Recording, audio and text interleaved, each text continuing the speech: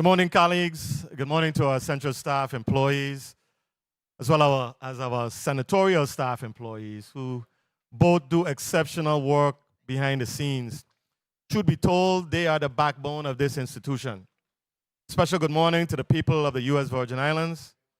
The legislative session of Wednesday, August 26, 2026 is hereby called to order. Please rise as we ask our legislative chaplain, the Reverend Charles Brown, to lead us in the invocation, followed by the national anthem and the Virgin Islands March. Let every heart pray. This is the day that the Lord has made. We shall rejoice and be glad in it. For this opportunity to come and do the people's business, Lord God, we see it as a high calling. We are stewards of the people's resources, Lord. And we praise you and magnify you for the beauty and the commitment that we must take towards public service today. God, we thank you for Lynton Scotland, and we thank you for Dr. Kisha M. Christian, who have offered themselves up for to be public service today. We know that water and power are essential resources that impact the livelihood of our community. And we know that pharmacists are key stakeholders within our healthcare system who ensure patients use prescription and over-the-counter medicine safely and effectively. And as this legislative body considers Mr. Scotland for WAPA board, we lift up the cries of the people who are thirsty, not only for clean water, but also for reliable utilities. We come together to serve those who feel helpless against systems and agencies where real power appears to be reserved for the few and not the masses. In considering the nomination of Dr. Christian, we also lift up the cries of those who are in need of healing from both physical and mental trauma in our territory. And we ask for guidance in creating pipelines of healers who are committed to sharing their extensive knowledge of both man-made and homeopathic medicines. God, we ask for your guidance and leadership of today's full agenda of lease agreements, rezonings, action on an easement, and numerous bills.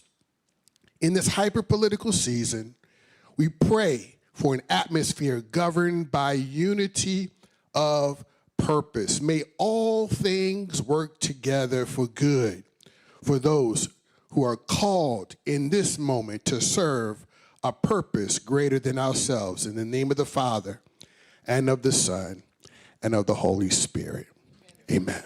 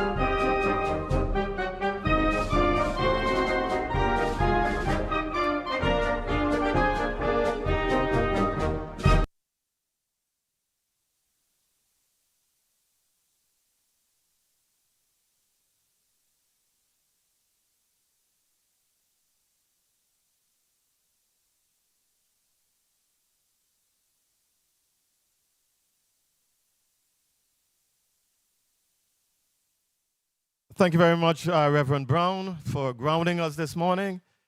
It is a privilege to gather, ladies and gentlemen, once again at the Earle Ottley Legislative Chambers on behalf of the people of the Virgin Islands.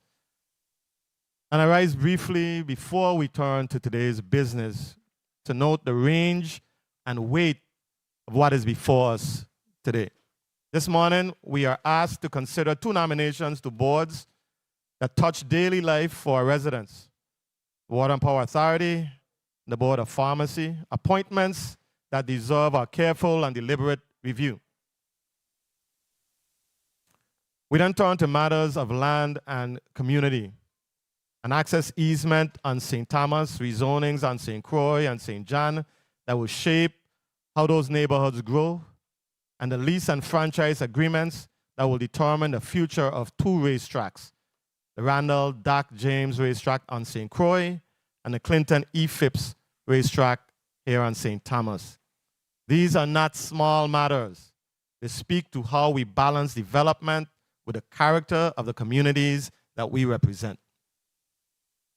And on the bill's calendar, we have before us measures that reach into the everyday lives of our people, protecting the retirement savings of government employees, redirecting resources to help more residents become homeowners through the Williams Delight and Slice programs, and addressing accountability for the families of Lyndon B. Johnson Gardens who were displaced.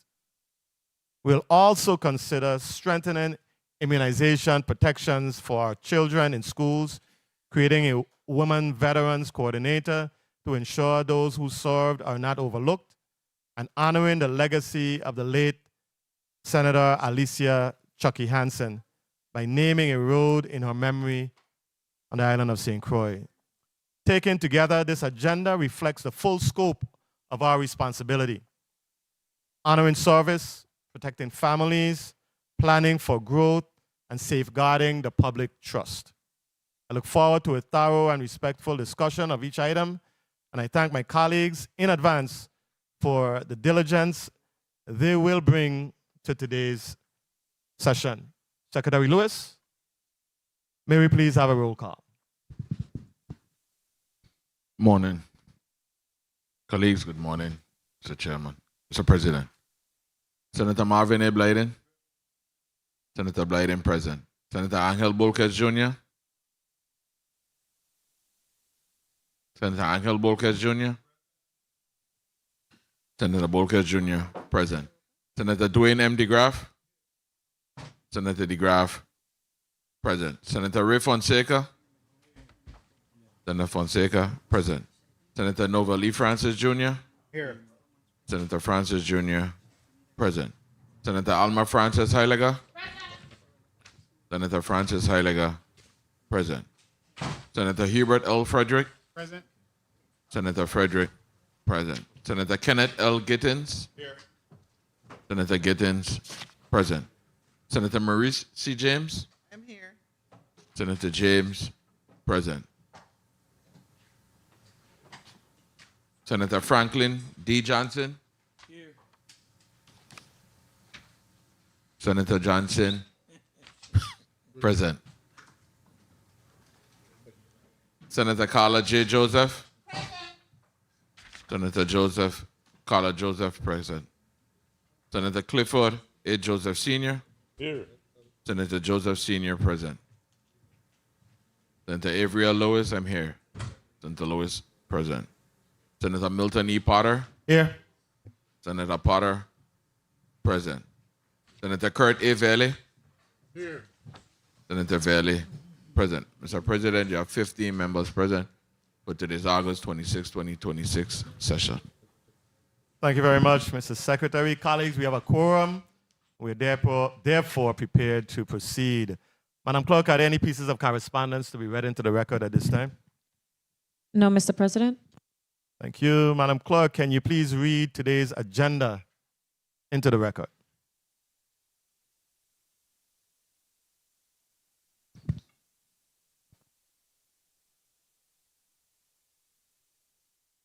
Consideration of floor agenda. Consideration of nominations. Mr. Lynton Scotland, Member, Governing Board of the Virgin Islands Water and Power Authority. Dr. Kisha M. Christian, 5th Pharmacist, Governing Board of the Virgin Islands Board of Pharmacy. Consideration of lease agreements, easements, and zonings. Bill number 36-0252, an act to ratify the perpetual assess easement for ingress and egress over a portion of Public Road R.O.W, Store Tvaer Gade, Queen's Quarter, St. Thomas. Bill number 36-0272, an act amending official zoning map number SCZ-20 for the island of St. Croix to rezone plot number 4 of 12 Estate Richmond, St. Croix, Virgin Islands, from R-3 residential medium density to B-2 business secondary neighborhood. Bill number 36-0307, an act amending official zoning map number SJZ-1 St. John, Virgin Islands by rezoning parcel number 17-D-5 Estate Adrian, number 18 Cruise Bay Quarter, St. John, consisting of 0.83 acres as described on PWD number D9-9095-T016 from R-1 residential low density to B-3 business scattered. Bill number 36-0313, an act approving lease and franchise agreements for the development and operation of the Rondell Doc James Racetrack on St. Croix and the Clinton E. Phipps Racetrack on St. Thomas, and amending titles 32 and 33 Virgin Islands Code. Consideration of bills. Bill number 36-0213, an act renaming Contentment Road on the island of St. Croix as Senator Alicia Chucky Hansen Lane and appropriating $10,000 from the St. Croix Capital Improvement Fund to the Virgin Islands Department of Public Works to erect the proper signage. Bill number 36-0224, an act amending Title 20, Virgin Islands Code, Chapter 51, Subchapter 1, Section 801, relating to the moving violations point system.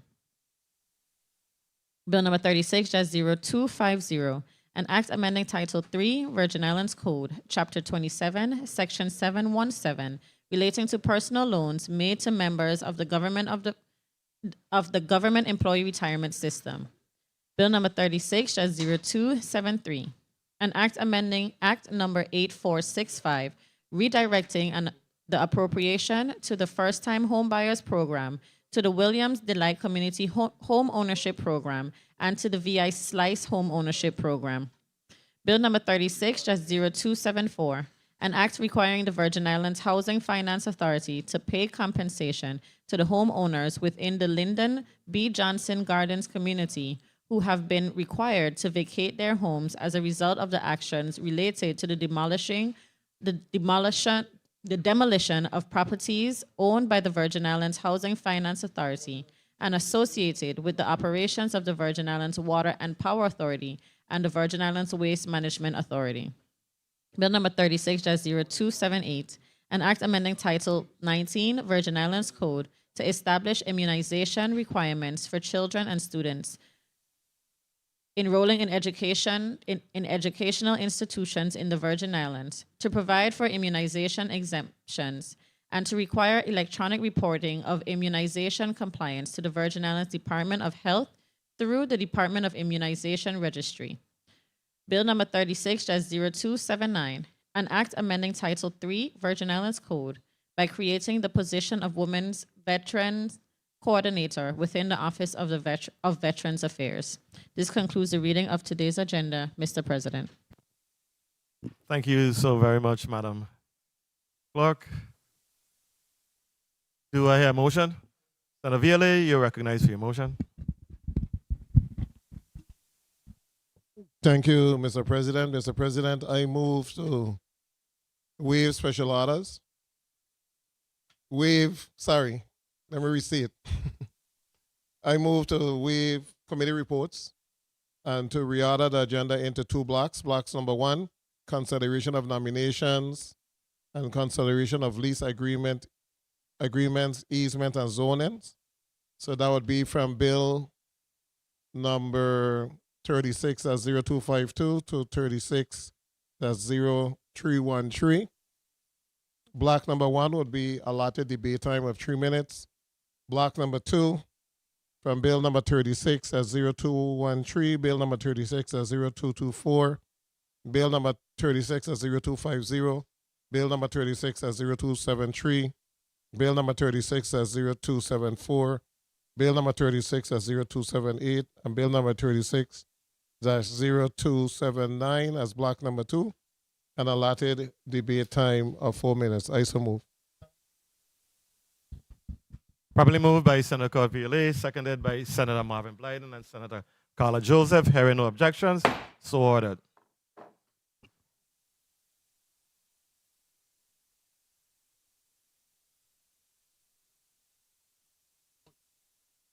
Is there a motion? President, Senator Carla Joseph, you're recognized for your motion. Mr. President and colleagues, I move to special order bill number 36-0237, an act approving a multi-year lease agreement between the government of the Virgin Islands, acting through its Commissioner of the Department of Property and Procurement, and DM Hospitality, LLC, for parcel number 2C Crystal Gade, Queens Quarter, St. Thomas, consisting of a 2-story building and a portion of parcel number 3, Crystal Gade, consisting of a 2-story building to operate a food and beverage management company with a bakery and deli, a jewelry business management company, and other related purposes, and for it to be placed at the end of block 1, at the end of block 1. I so move. Properly moved by Senator Carla Joseph, seconded by Senator Ray Fonseca, Senator Avery Lewis, Senator Marvin Blyden, objected to by Senator Dwayne M. DeGraff. Roll call.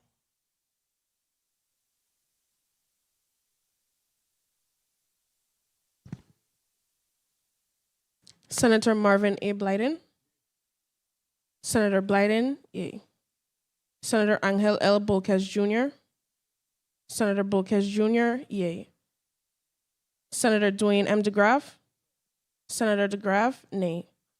Senator Ray Fonseca. Senator Fonseca, yea. Senator Novell E. Francis Jr. Senator Francis Jr., yea. Senator Alma Francis Heiliger. Senator Alma Francis Heiliger. Senator Francis Heiliger not voting. Senator Francis Heiliger absent. Senator Hubert L. Frederick. No. Senator Frederick nay. Senator Kenneth L. Gittins. Yes. Senator Gittins yea. Senator Maurice C. James. Senator James no nay. Senator Franklin D. Johnson. Yes. Senator Johnson yea. Senator Carla J. Joseph. Yes. Senator Joseph yea. Senator Clifford A. Joseph Sr. No. Senator Joseph Sr. nay. Senator Avery L. Lewis. Yes. Senator Lewis yea. Senator Milton E. Potter. Yes. Senator Potter yea. Senator Kurt A. Violet.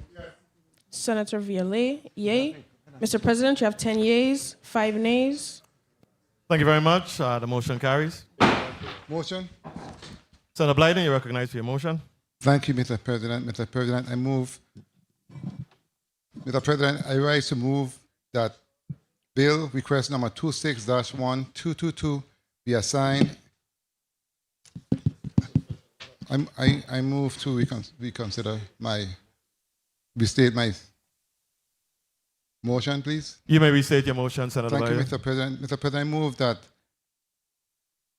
BR number 26-1222, an act providing an appropriation to the Virgin Islands Department of Public Works for the repair, renovation, or removal of the pedestrian bridge located in the vicinity of the Western Cemetery and the former Adelita Cancrine Junior High School, be assigned a bill number, and that Rule 509 of the Rules of the 36th Legislature be waived, and that the bill be special ordered to the floor for consideration during today's session at the first item in the second block. I so move. Properly moved by Senator Marvin A. Blyden, seconded by Senator Ray Fonseca, Senator Avery Lewis, Senator Carla Joseph, Senator Kenneth Gittens. Having no objections, so ordered.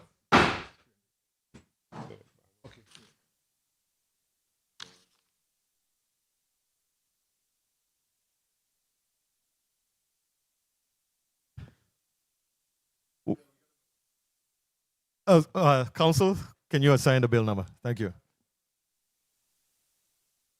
Please recognize Senator Ayala's microphone.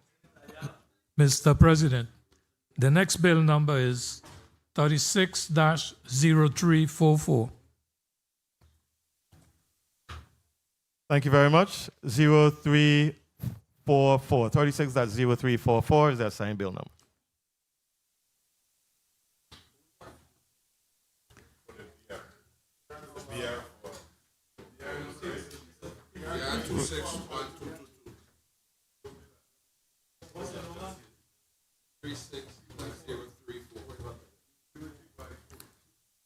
Zero three four 0344.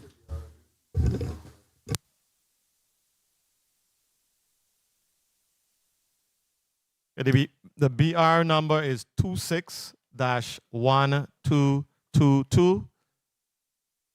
The bill number is 36-0344. Session will stand in recess for 5 minutes.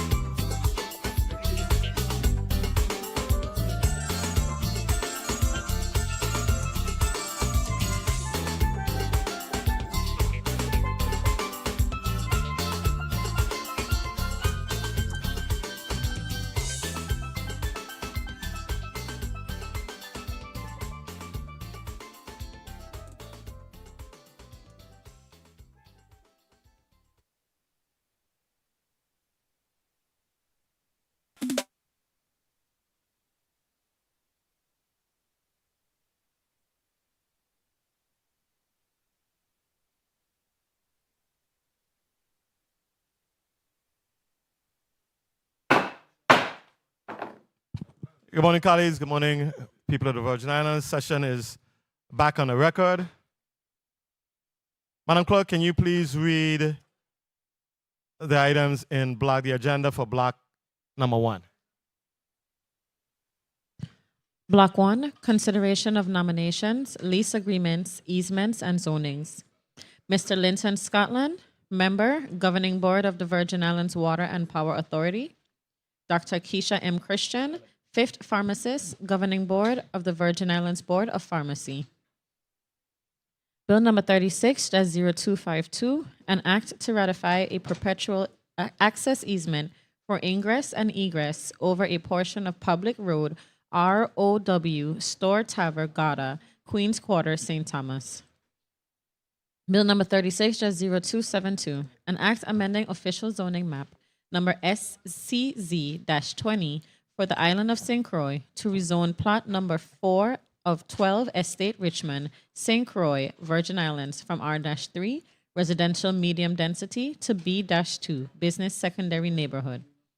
Bill number 36-0307, an act amending official zoning map number SJZ-1, St. John, Virgin Islands by rezoning parcel number 17-D-5, Estate Adrian, number 18, Cruise Bay Quarter, St. John, consisting of 0.83 acres, as described on PWD number D9-9095-T016, from R-1 residential low density to B-3 business scatter.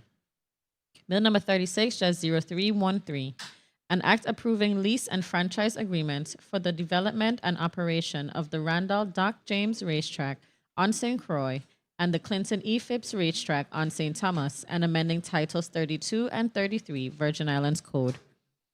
Bill number 36-0237, an act approving a multi-year lease agreement between the Government of the Virgin Islands, acting through its Commissioner of the Department of Property and Procurement, and DM Hospitality, LLC, for parcel number 2C, Crystal Gade, Queen's Quarter, St. Thomas, consisting of a 2-story building, and a portion of parcel number 3, Crystal Gade, consisting of a 2-story building, to operate a food and beverage management company with a bakery and deli, a jewelry business management company, and other related purposes. This concludes the reading of block number 1, Mr. President. Thank you so very much, Madam Clerk. Colleagues, we will proceed with a round of 3 minutes, beginning with the Honorable Senator Alma Francis Heiliger. You're recognized for your 3 minutes, Senator. Good day to my colleagues. Good day to the people of the territory. Good day to everyone in the sound of my voice, everyone here in the chambers. Today, I rise in support on many pieces in this block. I had an opportunity as a member of the Rules Committee to really vet some of these individuals, as well as listen to some of the hearings and in regards to some of the zoning requests that we have here. As it relates to Mr. Lynton Scotland for the Governing Board of the Virgin Islands Water and Power Authority, as well as Dr. Kisha Christian for the 5th Pharmacist Governing Board of the Virgin Islands Board of Pharmacy, I do rise in support of their nominations. I had an opportunity to vet these candidates as a member of Rules, and I do believe that they would bring something positive to really help the boards that they've been nominated for. I will say that I think as a territory, we have quite a bit of boards, and we probably need to curtail and clean up some of them. That's a little side note. But at the end of the day, when we put competent people on these boards and they execute to help make the lives of the people better, that is all that matters, even though I think we need less. Also, as it relates to 36-0252, I have no problem with that easement. As it relates to 36-0272, when it spoke about the property in East Richmond, I think that any opportunity that we could have to allow people to grow business and economic growth in our territory, I think that is a definite plus. We had a very heated discussion as it relates to the parcel in St. John. St. John is 2/3 basically a national park. And when our residents have an opportunity to utilize property that they own, 1 minute. and knowing that property is already limited in St. John, if they're not doing anything wrong with the property, I am always going to support them making adjustments, whether it's to zoning or whatever, to utilize the property to the best ability. So I understood some of the concerns when it came to that, but I personally don't have an issue with it. 30 seconds. As it relates to 360313, I have an amendment coming forward as it relates to that piece of legislation. I heard the concerns of my colleagues. I don't have a problem with St. Croix getting a racetrack. I really don't. I understood the concerns about electronic devices and exclusivity. I am bringing forward an amendment to define that within the bill. Time. Hopefully that will, Mr. Chair, could I wrap up? Yes, you may, Senator. I'm bringing forward an amendment to define that within the bill. Hopefully that will help resolve and alleviate some of the concerns my colleagues have. And if that is done, I hope we could move forward with this legislation. St. Croix has waited far too long for this to happen for them. I was in this chambers when we fought vehemently to have a track for St. Thomas, St. John. I am a Virgin Island senator. And when I fight hard for St. Thomas, St. John, I'm going to do the same for St. Croix. We are one Virgin Islands. And I understand at times there are different situations happen between the islands. I respect that. But I also know that we could make things happen within these chambers if we do it correctly, we do it the right way, and we think about the people first. So I want to thank you so much for the additional time, Mr. Chair, and I will continue from there. Thank you so much, Mr. President. Thank you very much, Senator Alma Francis Heiliger. The Honorable Franklin D. Johnson, you're recognized for your 3 minutes. Good morning. Thank you very much, Mr. President. I rise in support of most of the measure, if not all, in this block. At the appropriate time, I definitely will be voting accordingly. I hear my colleague say she has this amendment that she's going to present, so I look forward in seeing her amendment. In regards to the two nominees, Mr. Lynton Scotland come with a world of experience in energy, with experience in Cad Edison, so there's no doubt about what he's going to bring to the table. And in regards to Dr. Kisha M. Christian, know this young lady from childhood, from birth.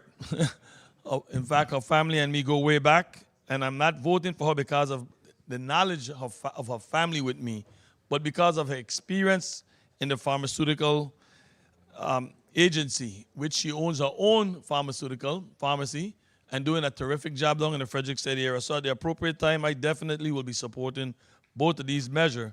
In regards to the rest of them, as they come along, I'll vote according to what is brought before me and presented today. Thank you very much, Mr. President, for the time. Thank you very much, Senator Franklin D. Johnson. The Honorable Dwayne M. DeGraff, you're recognized for your 3 minutes. Thank you, Mr. President. I don't support Bill number 360237 in regards to the property that the church had an issue with for the Dutch church.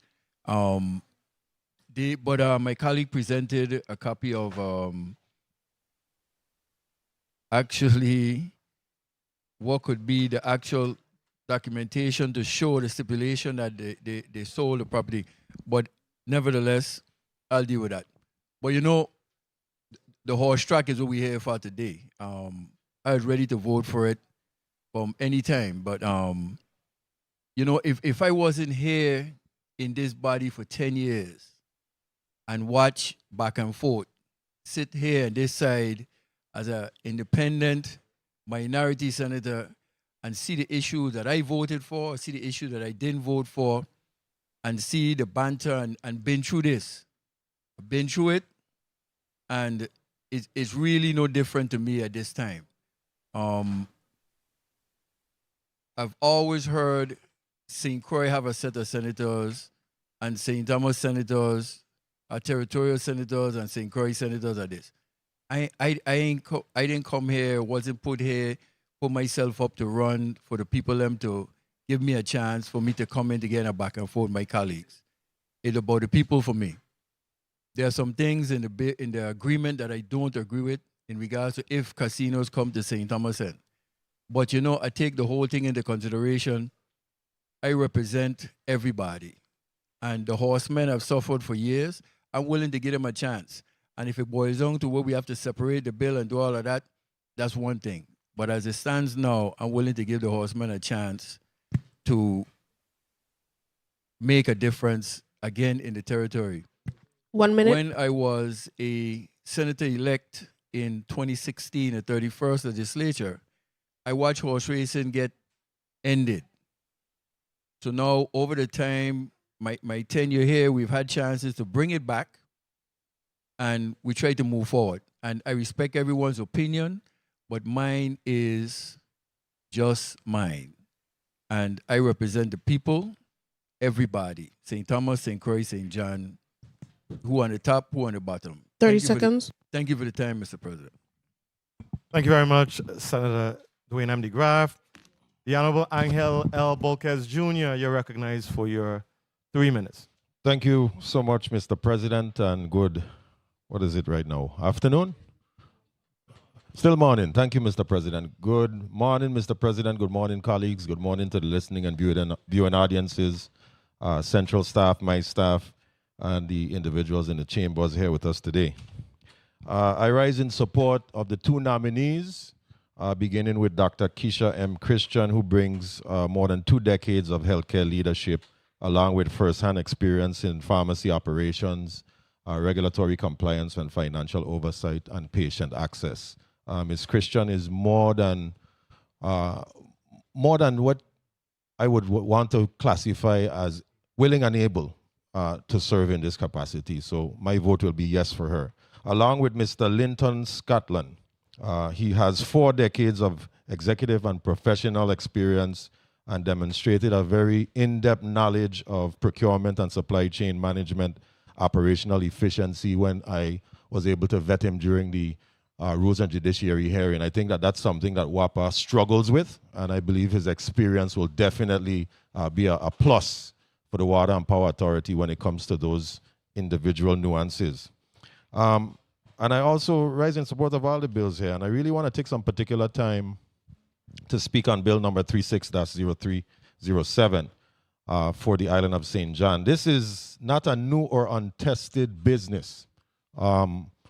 They have been operating on St. John for over 3 decades and have demonstrated a long-standing presence in the St. John community. And I am also encouraged that the developer is very responsive and responsible in all of their processes. And I expect the developer to continue honoring the terms of the lease and comply with all the applicable laws, permitting requirements and conditions, and remain accountable not only to the people of St. John, but the department and this territory. We should support established businesses that have demonstrated longevity and have prepared themselves not only to support our community, but invest in our community. This company has supported in many ways, to include, even when we have fires on the island of St. John, we don't have hydrants. So the truckers are the ones who support, who come with the full loads of water to the scene of the fire, and this company has been able to do that in the past. And I commend all of those water companies that on the island that support the Virgin Islands Fire Emergency Medical Services in those situations and times. So I look forward, colleagues, to supporting all the measures in this block. And if I have time left, I believe that before us here today, we have some very difficult decisions to make, and this is what this job requires. No decision is an easy decision. And we vet these particular bills, we vet the testimonies, we ask questions, and we make the best, if I may, Mr. President. Thank you so much, Mr. President. We make the best decision on behalf of the people of the Virgin Islands. So I'm looking forward to collaborating with each and every one of you here today. I heard that amendments are coming. I'm looking forward to reviewing those amendments, and I'm looking forward to finding solutions. Thank you so much, Mr. President. Thank you very much, Senator Angel L. Bolquez Jr. The Honorable Hubert L. Frederick, you are recognized for your 3 minutes. Thank you very much, Mr. President. A pleasant good morning, colleagues. A pleasant good morning, listening and viewing audience. And my staff and absolutely the wonderful central staff here at the legislature. Mr. President, I rise to fully support the two nominees in this block. I think this is the type of process that we need to make sure we properly vet individuals, and I could assure you, my colleagues have done so with these two wonderful individuals. These two picks are going to be wonderful in the boards they serve. I could just look based on what I've read about Mr. Scotland. He has the requisite education, experience, and know-how to help us through the difficult challenges we have right now at the Water and Power Authority. We should not be afraid, and we should not apologize when experts are placed in these positions of leadership. We need more like that. At least these two individuals were not picked because they're friends and family buddies of someone. They were picked based on their competency. I will always argue for that over any other process. Ms. Kisha Christian, I've known her for many years now. She worked at Kmart, and she has been extraordinary. Her current business, Neighborhood Pharmacy, is awesome. She's a local female businesswoman who goes above and beyond for her patients, for customers. I could tell you, if she can't get something, she goes the extra mile to make sure her patients get the medication they need. That's just a fact. She's done it so many times. So kudos to her. I think she's going to be a huge help in moving the pharmacy board forward. She's got some great ideas, and I know we have a lot of good things ahead. In reference to some of the other bills, pretty much I'm comfortable with most. I have my concern about bill number 360237, in which I'm understanding that there's more documentation that I need to review before I make a determination on that one. 30 seconds. I've clearly stated my position on bill number 360313 as to the way this deal has been negotiated. On the side of the government, I think the government should have been a lot more detailed. Studies should have been done to find out exactly what's being paid out, by whom, and how much. We have a lot of vague language. I heard some amendments are coming. Mr. President, if I could just conclude. You may conclude. And I'll be looking and reading through those amendments to make sure they make me comfortable. But like everyone else, I definitely support horse racing in the U.S. Virgin Islands, especially St. Croix, but not at any cost. It's got to be some reasonableness to it. Can't just throw out the bathwater with the baby. So that's my position. Mr. Chair, thank you very much for additional time. Thank you very much, Senator Hubert L. Frederick. The Honorable Carla J. Joseph, you're recognized for your 3 minutes. Thank you so kindly, Mr. Chairman. Mr. Chairman and colleagues, I rise in full support of the two nominees we have before us today. I had the pleasure as the chairwoman of the Committee on Rules and Judiciary to interview, and then myself and all of my hardworking members of the Committee on Rules and Judiciary had an opportunity to vet these two nominees. Mr. Lynton Scotland, this gentleman has worked tirelessly in the industry of producing power. He is a gentleman of the soil, hailing from our big sister island, St. Croix. In fact, I would tell you that he has been communicating weekly with my staff, waiting for this nomination to be voted upon by this full body so he can get to work regarding our issues here in the Virgin Islands with the Water and Power Authority. Then we have Ms. Kisha M. Christian. This lady is a trailblazer. She, again, hails from our big sister island, St. Croix. She is one of the first Black female pharmacists in the Virgin Islands. And she owns her business. I asked her if she's going to have the time. She told me, Senator Joseph, I have the time to do this work on the behalf of the people of the Virgin Islands. I am so committed. And she, as well as Mr. Scotland, have been in contact with me consistently to wait on when we as a body are going to act on their nomination. I have not encountered anything like that in the past years, that year that I have been on the Rules Committee, as well as been chairman. Some people who are enthusiastic and ready to do the work.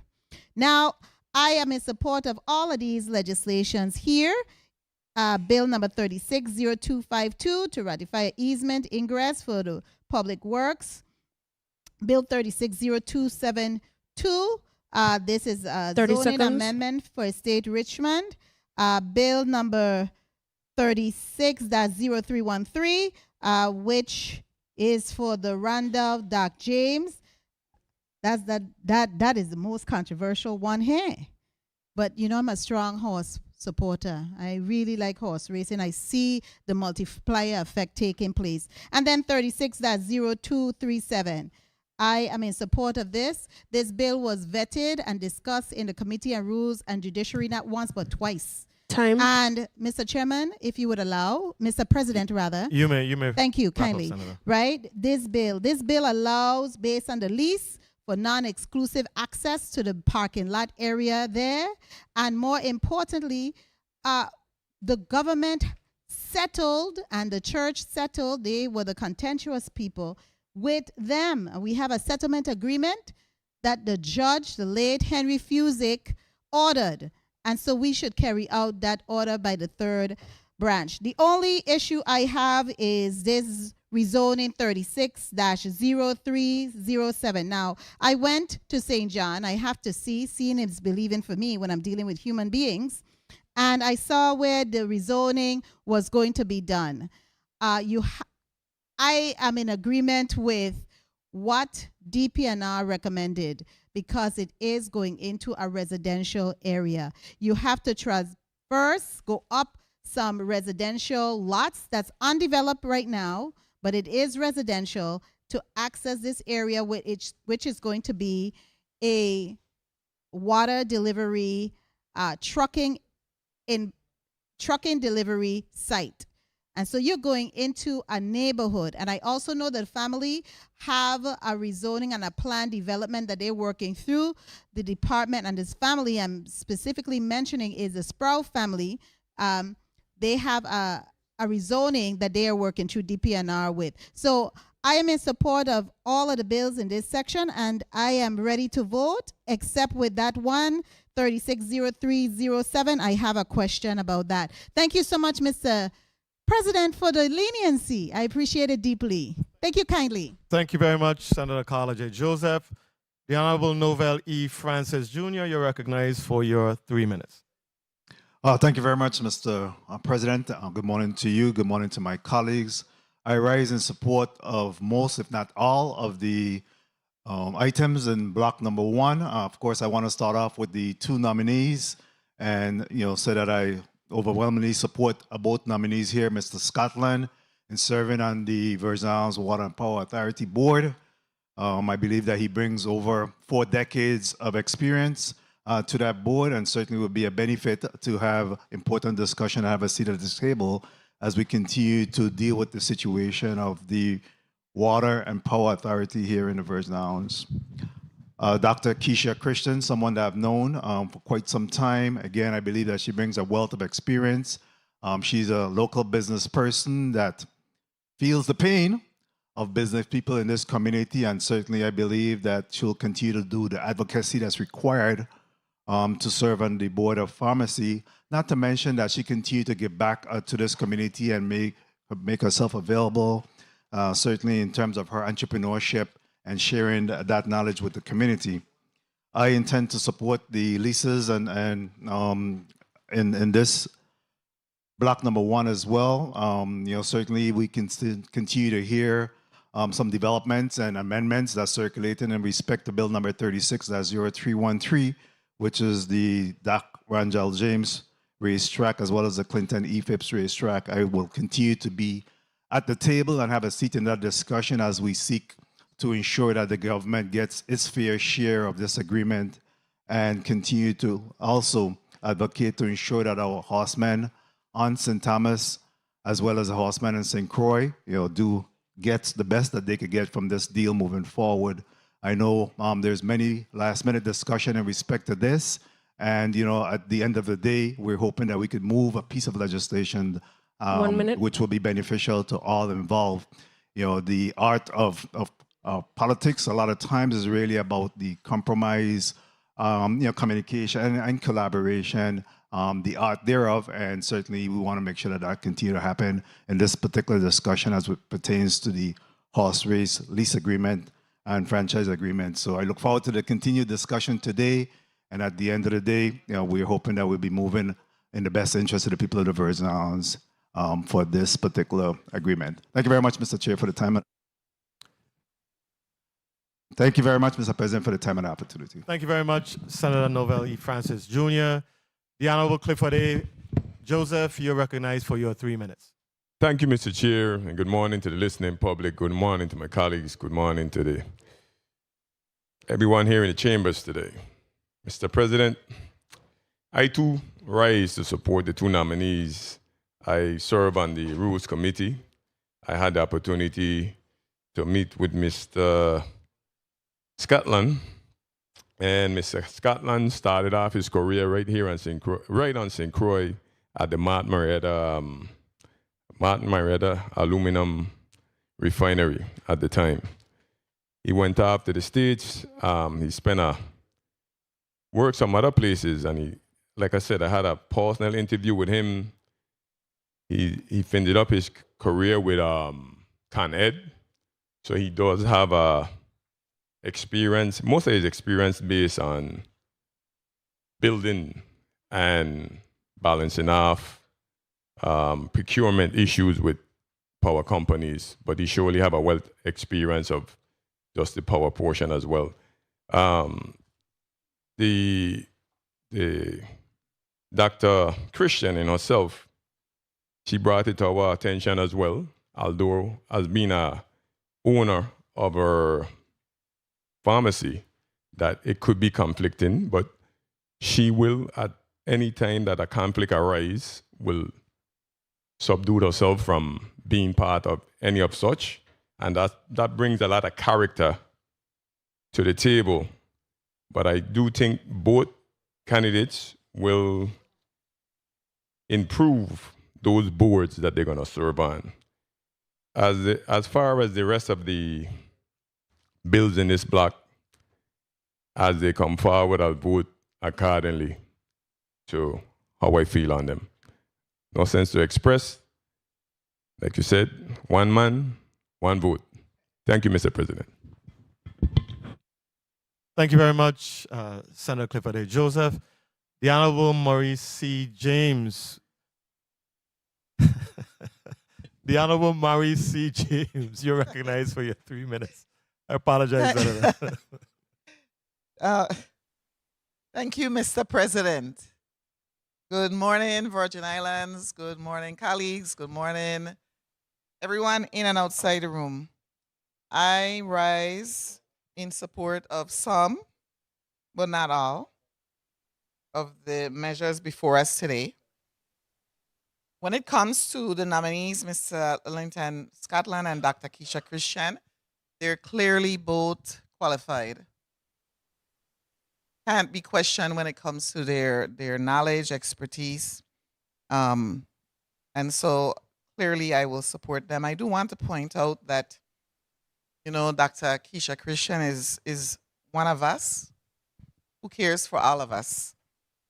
And despite not receiving timely payments of thousands of dollars, she still shows up and helps the most vulnerable in our community. It must run in our blood because Dr. James provided service, medical care to thousands of people without receiving compensation. And so you can tell who is one of us when it comes to money in our community. She continues to serve our people, and I really want to really let her know that for that I deeply appreciate it, because I know how sometimes those of us in our community, specifically in healthcare, aren't able to get the healthcare that they deserve. So I fully support both nominations. Today I want to share a story that I think is relevant to us. 1 minute. Tvaer Gade and his friend, fellow author Joseph Keller attended a lavish party on Shelter Island, New York, thrown by a wealthy hedge fund manager. Gade pointed out to Heller that their billionaire hosts likely made more money in one day than Heller's classic book, Catch-22, earned over its entire history. 30 seconds.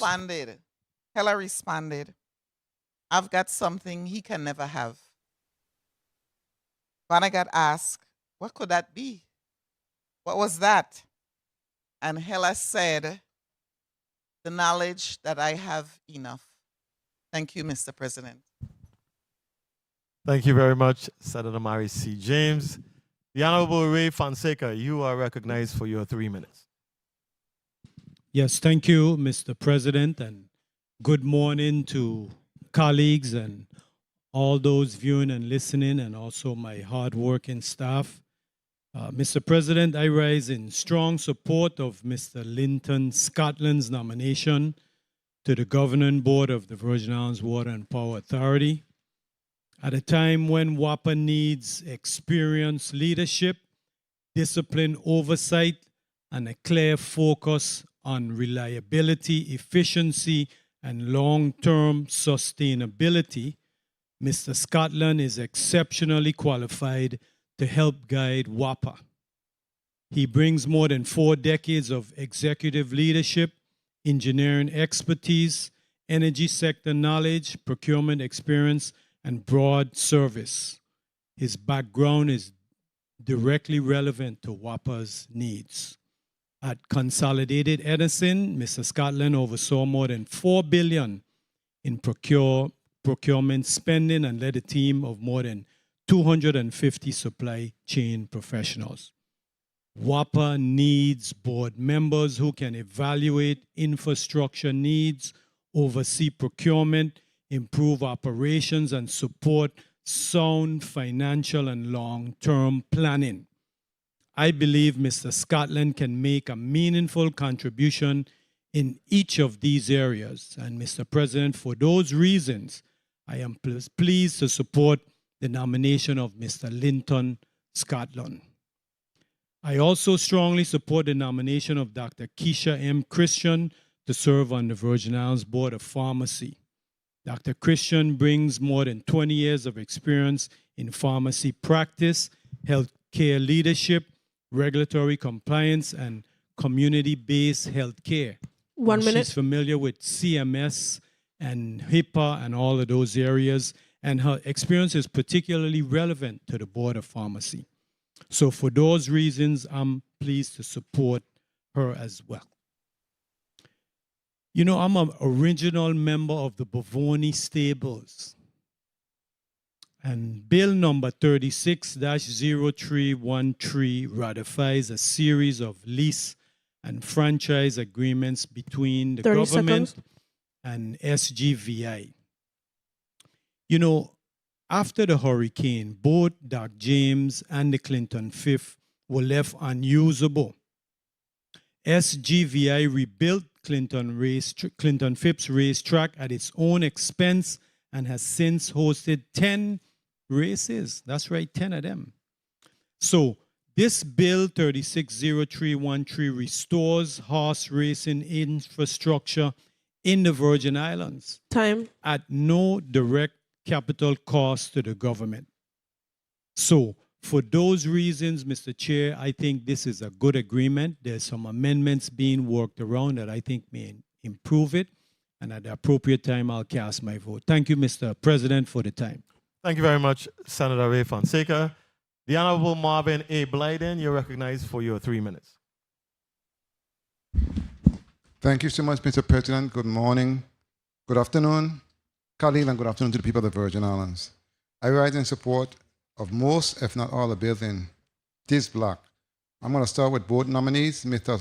Lynton Scotland and Dr. Kisha M. Christian. They both presented themselves well. They both are ready, willing, and able to do the job, and I will be supporting their nomination.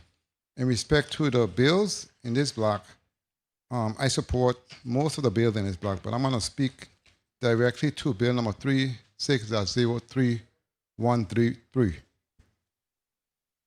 In respect to this bill, the bill gives Southland exclusive commercial rights connected to racing and wagering at both racetracks.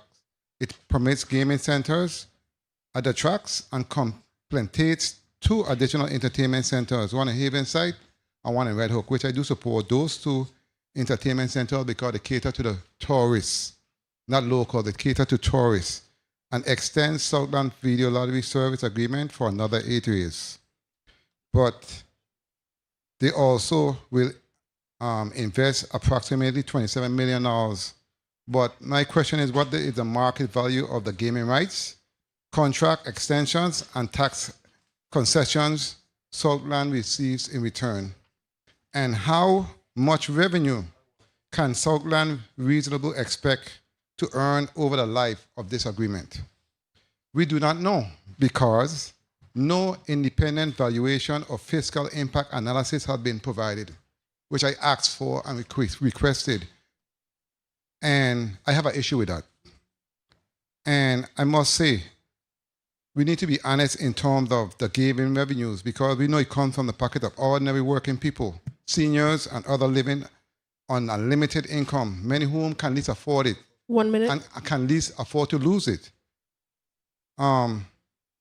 So I believe as a senator and a public servant, that places a special responsibility upon us as leaders. Our duty is not simply to finance projects, because my first name is economic development, my second name is housing. But at the same time, our first duty is to look out for our people and ensure that the public receives its fair share. 30 seconds. And that exclusivity clause is what actually keeps me up at night, as my colleagues ask all the time. What keeps you up at night? That keeps me up at night because in respect to that clause, it has broad exemptions, and we really do not have a clue what we are giving up. And that's my problem, because until we have an independent economic assessment, a complete fiscal analysis, a proper valuation of the rights Southland is receiving, Time. and an immediate anti-doping protection for the horses, I honestly cannot support it in its current form. There are amendments coming that we will go over, and then based on those amendments, I'll make my decision. But in its current form, I honestly can't support it because I need to sleep at nights, to be honest with you. Thank you so much, Mr. President. Thank you very much, Senator Marvin A. Blyden. The Honorable Court A. Viale, you're recognized for your 3 minutes. Thank you, Mr. President. Mr. President, at the appropriate time, I'll vote on all of the items in this particular block. Thank you so much. Thank you very much, Senator Viale. The Honorable Avery Lewis, you're recognized for your 3 minutes.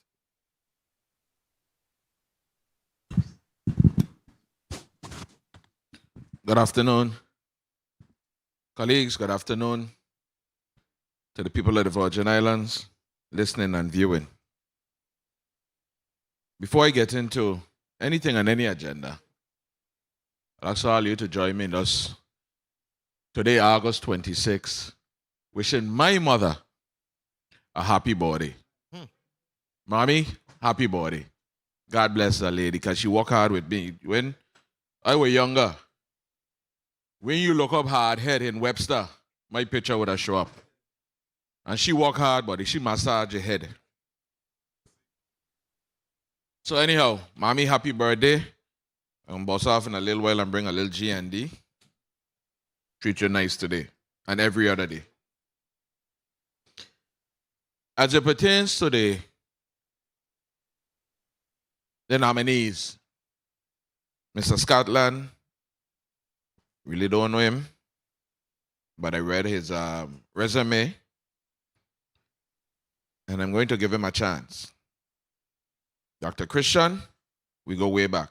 When I served on EDA board and she came before EDA board for some lending because she had a dream, this commissioner took a chance and said, I'm giving Ms. Christian a chance. Neighborhood pharmacy. She had a big pill. She had a cart driver with a big pill on top. When I saw it, I said, She had a concept about a drive-through pharmacy. The first time I ever heard about that. And I took a chance and supported her, and I'm going to continue supporting her because behind the scenes, she's always working and advocating for the people of the Virgin Islands. That's why I come today and I have legislation in place to exempt excise tax on grocery receipt and prescription drugs. Another bill in place to make sure that pharmacies could do a little bit more other than you having to go to urgent care and to your doctor and so forth.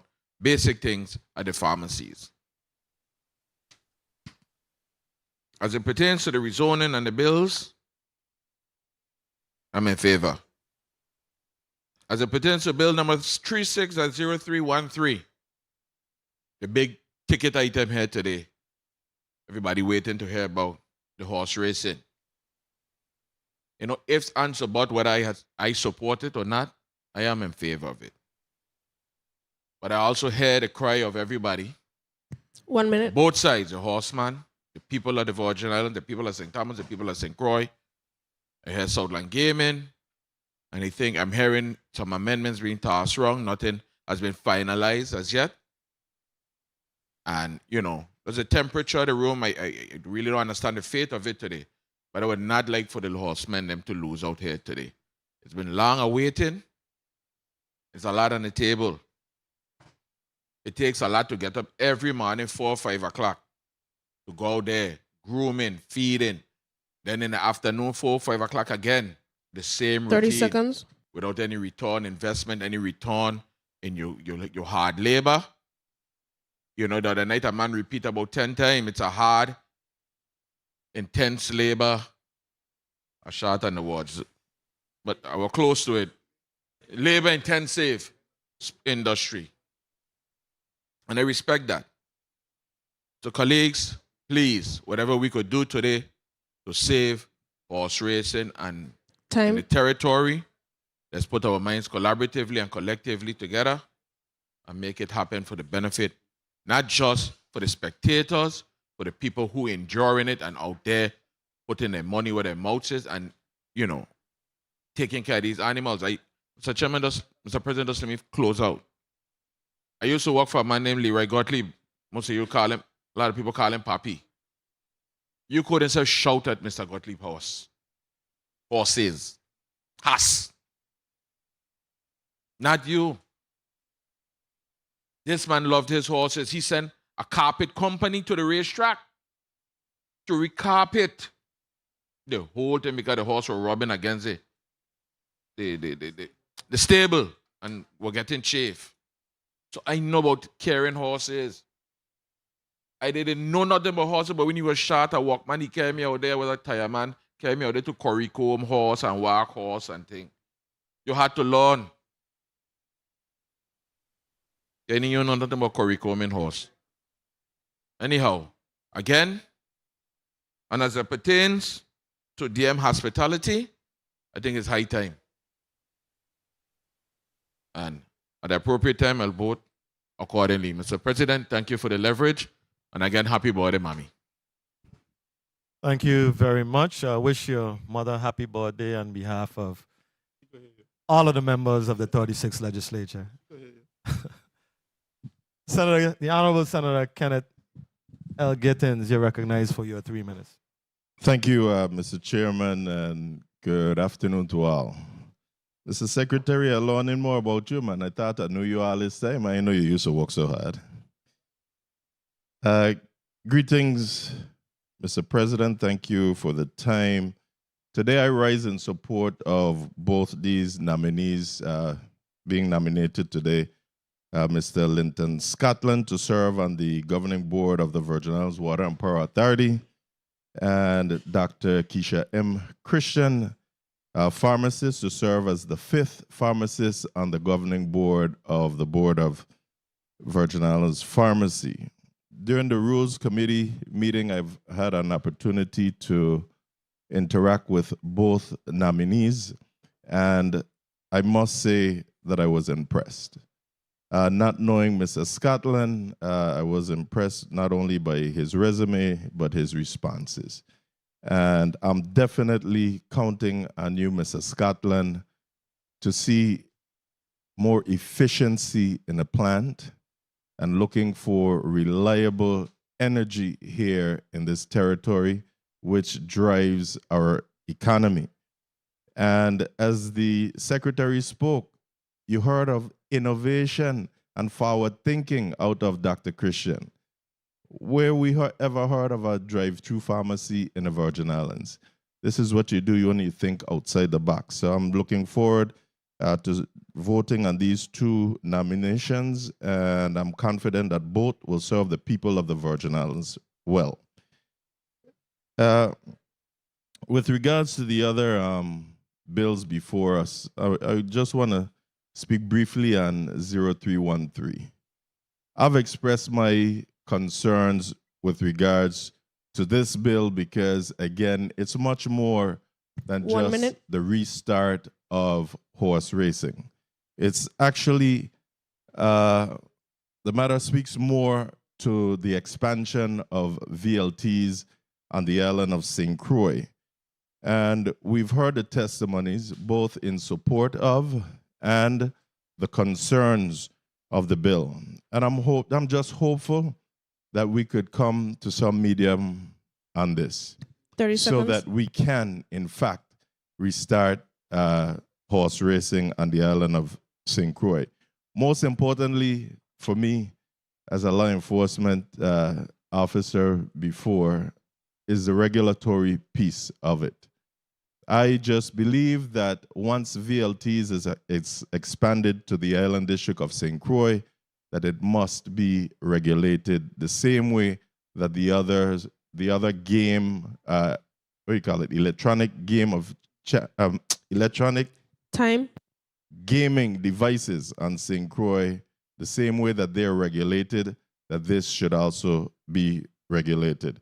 So at the appropriate time, Mr. President, I'll be voting on all these measures in Block 1. Thank you. Thank you very much, Senator Kenneth Gittins. Colleagues, I rise in support of most of the items in this block. Beginning with the nominees, Mr. Lynton Scotland, member of the Governing Board of the Virgin Islands Water and Power Authority. Mr. Scotland really brings I'm sorry. Okay.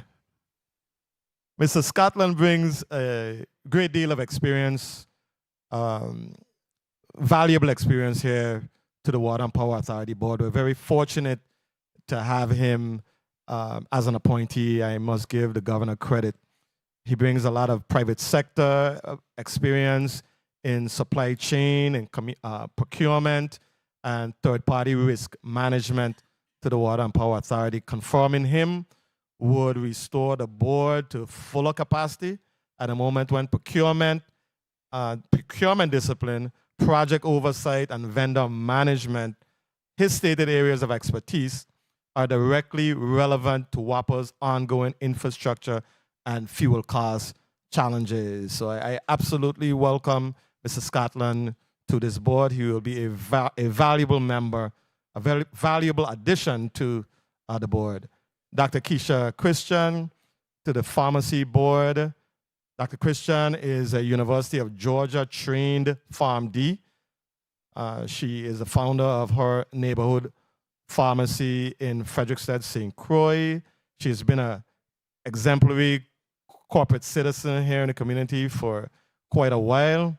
Her independent pharmacy ownership, experience, and community health advocacy make her uniquely suited to represent practicing pharmacists on the Board of Pharmacy, which currently includes members such as Danson and Naganja, PharmD, from the U.S. Department of Health.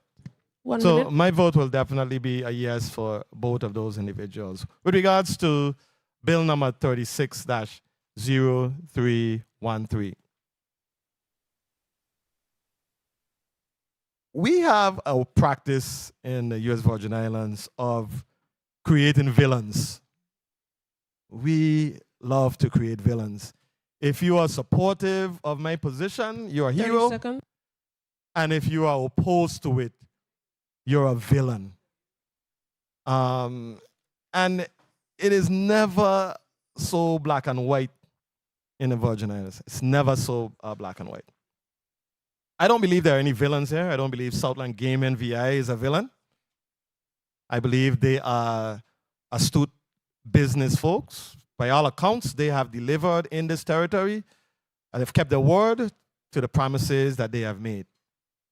Time. Based on my experience, they have. Looking at it from another perspective, I believe that the time has come for horse racing to be restored in the U.S. Virgin Islands. But not just having racing. I don't think that is what horse racing is about. I think it is time for us to focus on the feasibility of a horse racing industry so that these youth that we talk about very often that are engaged in the sport, that they can have something tangible to hold on to. I met a young man in St. Croix. I could say young because once you hit 60, everybody else is young, right? He had to be in his 50s, and he was talking to me about his love for horse racing all his life. That is what he did.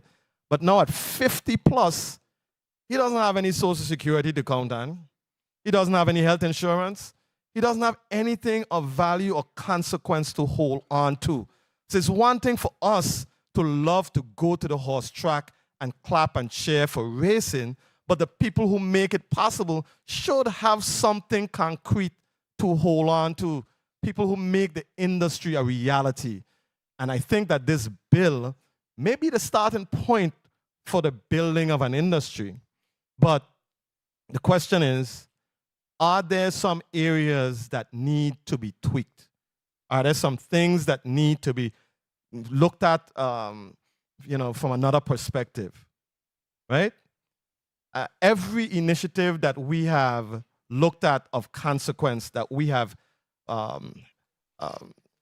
reviewed with a more critical eye, at the end of the day, we ended up with a much better, stronger bill. So I don't think whatever the outcome of this bill today, of this vote, it is not the end of horse racing as an industry. It's not the end of horse racing in St. Croix. It is perhaps the beginning of a quality, sustainable industry. So at the appropriate time, colleagues, I will vote on all of the measures in this first block. Thank you very much. Madam Clerk, can you please call up the first item?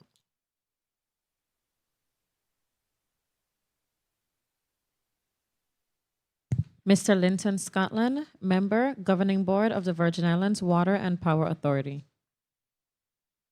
Roll call, please.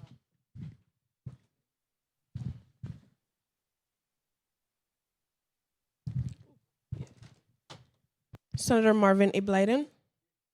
Senator Blyden, yay. Senator Angel L. Bolkes Jr. Senator Bolkes Jr., yay.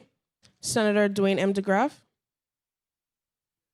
Senator DeGraff, yay. Senator Ray Fonseca. Senator Fonseca, yay. Senator Novell E. Francis Jr.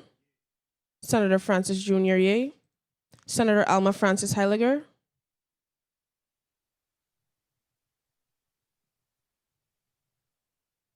Senator Francis Heiliger absent.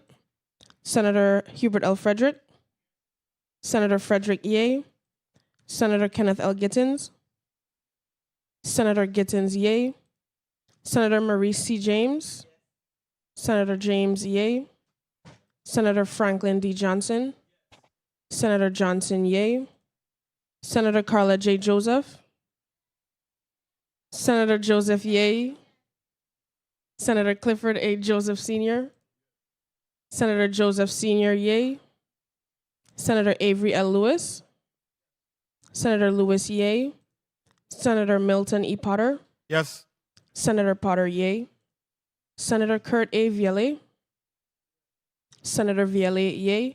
Mr. President, you have 14 yeas, 1 absent. Thank you very much. Please record Senator Alma Francis Heiliger's vote as yes. Mr. President, you have 15 yeas. Thank you very much, Madam Clerk. Colleagues, the Governor's nomination of Mr. Lynton Scotland to the Governing Board of the Virgin Islands Water and Power Authority has been favorably voted upon by this body and will be forwarded to the Governor for further consideration and action. Please call up the next item.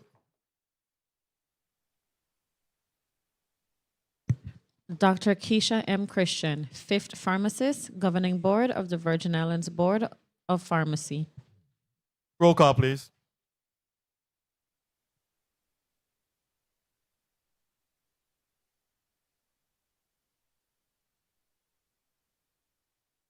Senator Marvin A. Blyden. Senator Blyden Yeh. Senator Angel L. Bolkes Jr. Senator Bolkes Jr. Yeh. Senator Dwayne M. DeGraff. Senator DeGraff Yeh. Senator Ray Fonseca. Senator Fonseca Yeh. Senator Novell E. Francis Jr. Senator Francis Jr. Yeh. Senator Alma Francis Heiliger.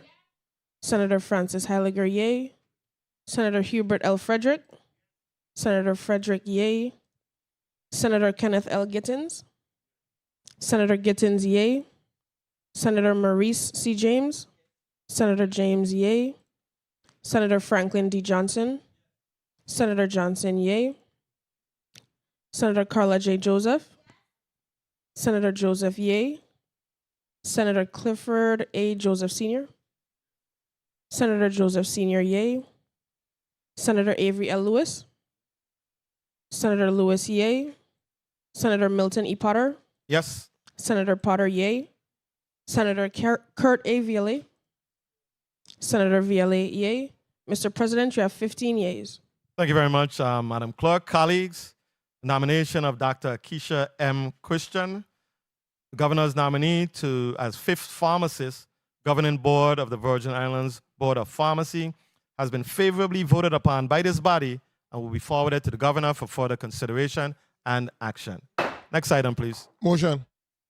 Senator Vielle, you're recognized for your motion.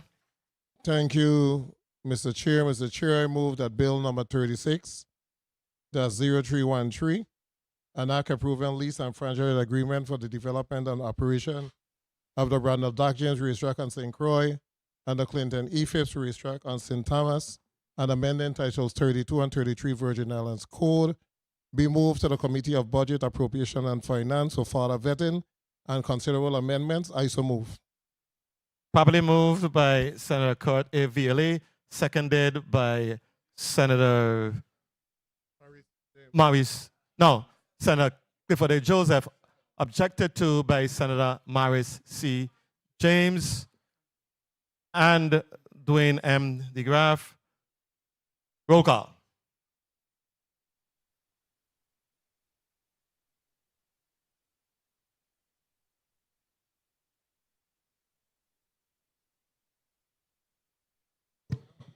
Senator Marvin A. Blyden. Senator Blyden Yeh. Senator Angel L. Bolkes Jr. Senator Bolkes Jr. not voting. Senator Dwayne M. DeGraff. Senator DeGraff nay. Senator Ray Fonseca. Senator Fonseca not voting. Senator Novell E. Francis Jr. Senator Francis Jr. Yeh. Senator Alma Francis Heiliger. Senator Francis Heiliger, nay. Senator Hubert L. Frederick. Senator Frederick, yea. Senator Kenneth L. Gittins. Senator Gittins, yea. Senator Maurice C. James. Senator James, yea. Senator Franklin D. Johnson. Senator Johnson, yea. Senator Carla J. Joseph. Senator Joseph, nay. Senator Clifford A. Joseph Sr. Senator Joseph Sr., yea. Senator Avery L. Lewis. Senator Lewis, yea. Senator Milton E. Potter. Yes. Senator Potter, yea. Senator Kurt A. Viale. Senator Viale, yea. Mr. President, you have 10 yeas. Please record Senator Ray Fonseca's vote as no. Senator Fonseca, nay. Mr. President, you have 10 yeas, 4 nays, 1 not voting. Thank you very much. The motion carries. Senator Angela L. Bolkes Jr., you recognize for your point of information. Thank you, Mr. President. Mr. President, my point of information is specifically the point that what I heard here this afternoon, I think it is by now, is that there are amendments that were supposed to be circulated pertinent to this specific bill in order for us to try to find a solution. Now that a vote has been taken, now it's going to be moved to the Committee of Budget and Appropriations. So I'm just putting that on the record. I thought we were trying to find a solution today. However, when it does go to the committee, I'll be more than willing to support and do what I need to do as a legislator in this, as a legislator in this body, to make sure that we find a solution to bring horse racing back to the Virgin Islands. Thank you, Mr. President. Thank you very much, Senator Bolkes. You have a point of information? Senator Dwayne DeGraff, you recognize for your point of information. Thank you. Thank you, Mr. President. I would just wanted to put on a record my objection in regards to that was, again, we had ample time to make this decision before and do it from the beginning. You know, we could get on the same page, you know, together going forward. I think is what's needed, as opposed to, you know, we're going to always have a backlash. We know you're going to have a backlash either way, but for this particular instance with the bill for horse racing, to send it back to committee, I'm on board, but hey, I strongly object today because we had ample time and we could have discussed it. Thank you for the time, Mr. President. Thank you very much, Senator Dwayne M. DeGraff. Okay, colleagues, we are in the middle of a roll call. I think we've lost sight of that. But you all have an opportunity. You'll have an opportunity to have your special point of personal privilege at a later time. I promise you that, okay? So we'll end at this point. I will go ahead and call up the next bill. Madam Clerk, can you please call up the next item? Bill number 36-0252, an act to ratify a perpetual access easement for ingress and egress over a portion of Public Road R.O.W. Store Tvaer Gade, Queen's Quarter, St. Thomas. Roll call, please. Senator Marvin A. Blyden.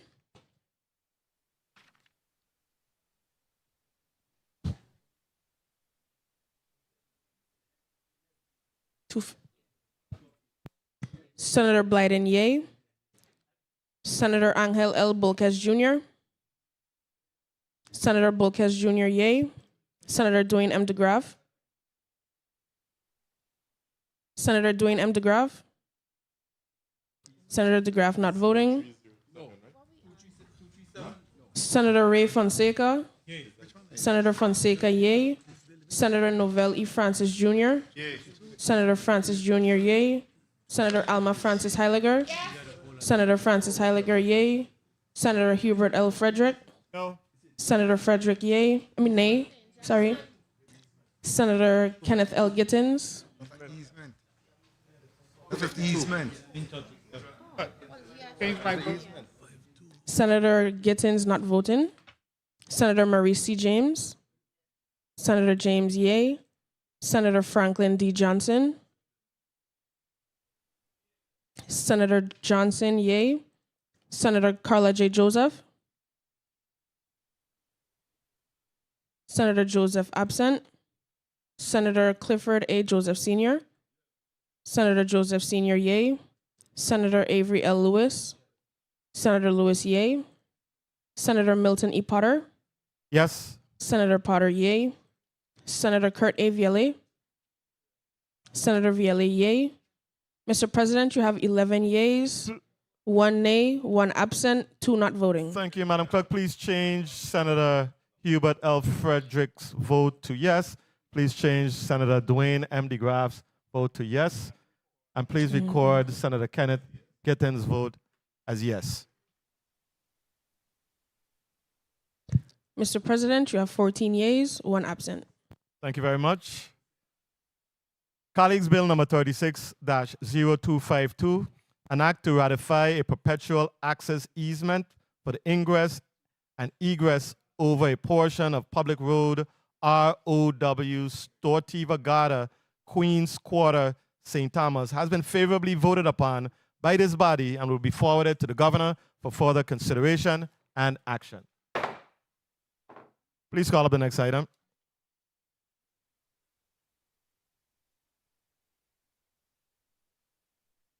Bill number 36-0272, an act amending official zoning map number SCZ-20 for the island of St. Croix to rezone plot number 4 of 12 Estate Richmond, St. Croix, Virgin Islands from R-3 residential medium density to B-2 business secondary neighborhood.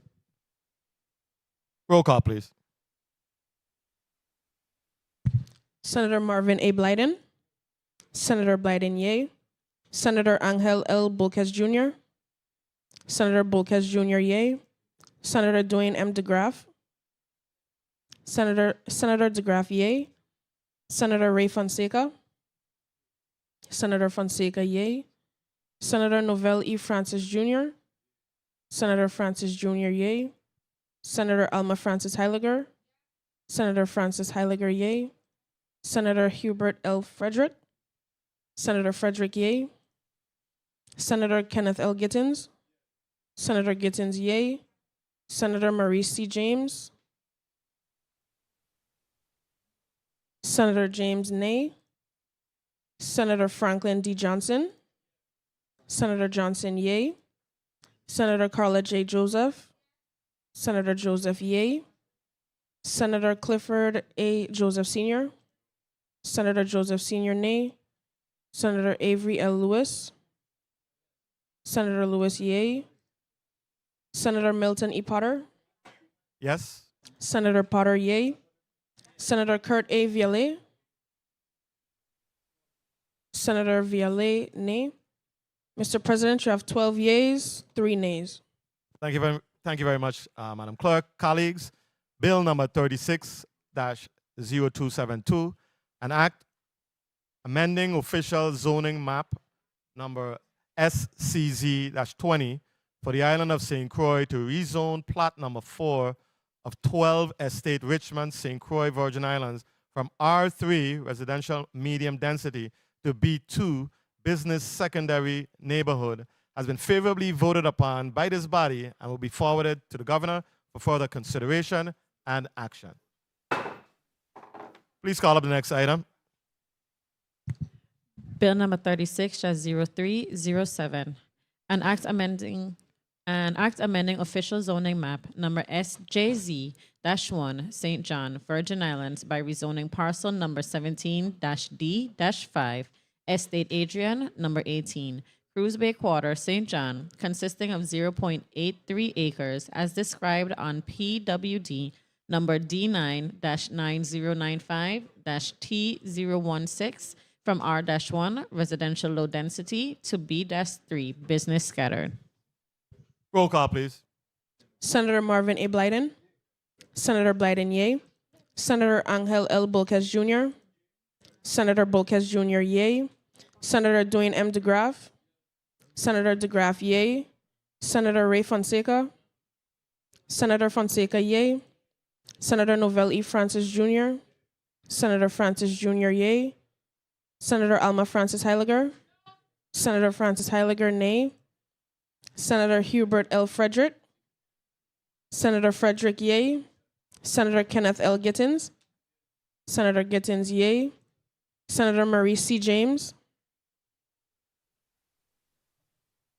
Senator Maurice C. James, Senator James Yeh, Senator Franklin D. Johnson, Senator Johnson Yeh, Senator Carla J. Joseph,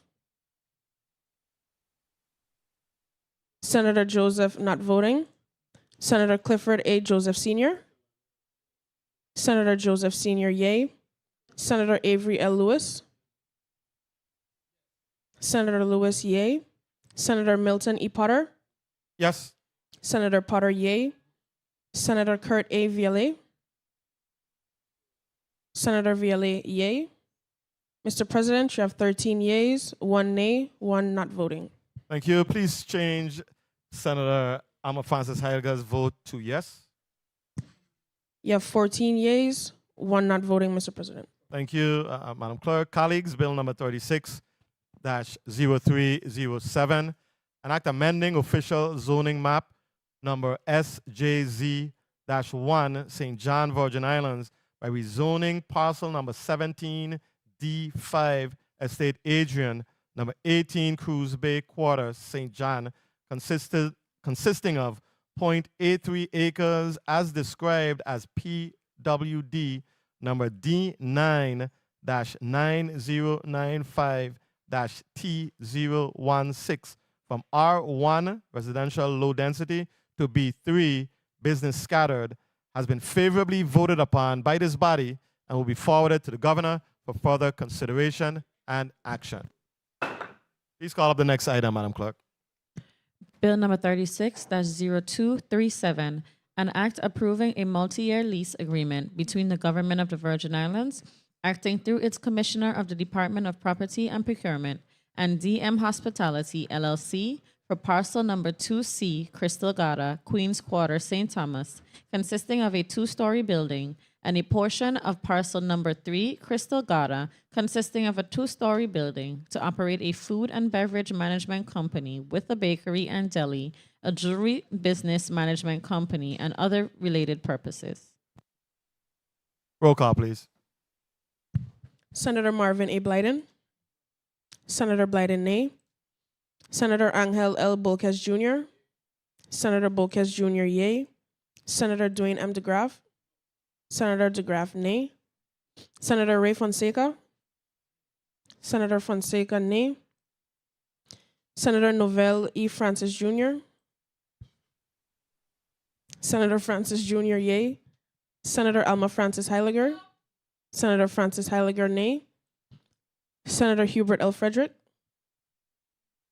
Senator Frederick yea, Senator Kenneth L. Gittins, Senator Gittins nay, Senator Maurice C. James, Senator James nay, Senator Franklin D. Johnson, Senator Johnson nay, Senator Carla J. Joseph, Senator Joseph yea, Senator Clifford A. Joseph Sr., Senator Joseph Sr. nay, Senator Avery L. Lewis, Senator Lewis yea, Senator Milton E. Potter, Not voting.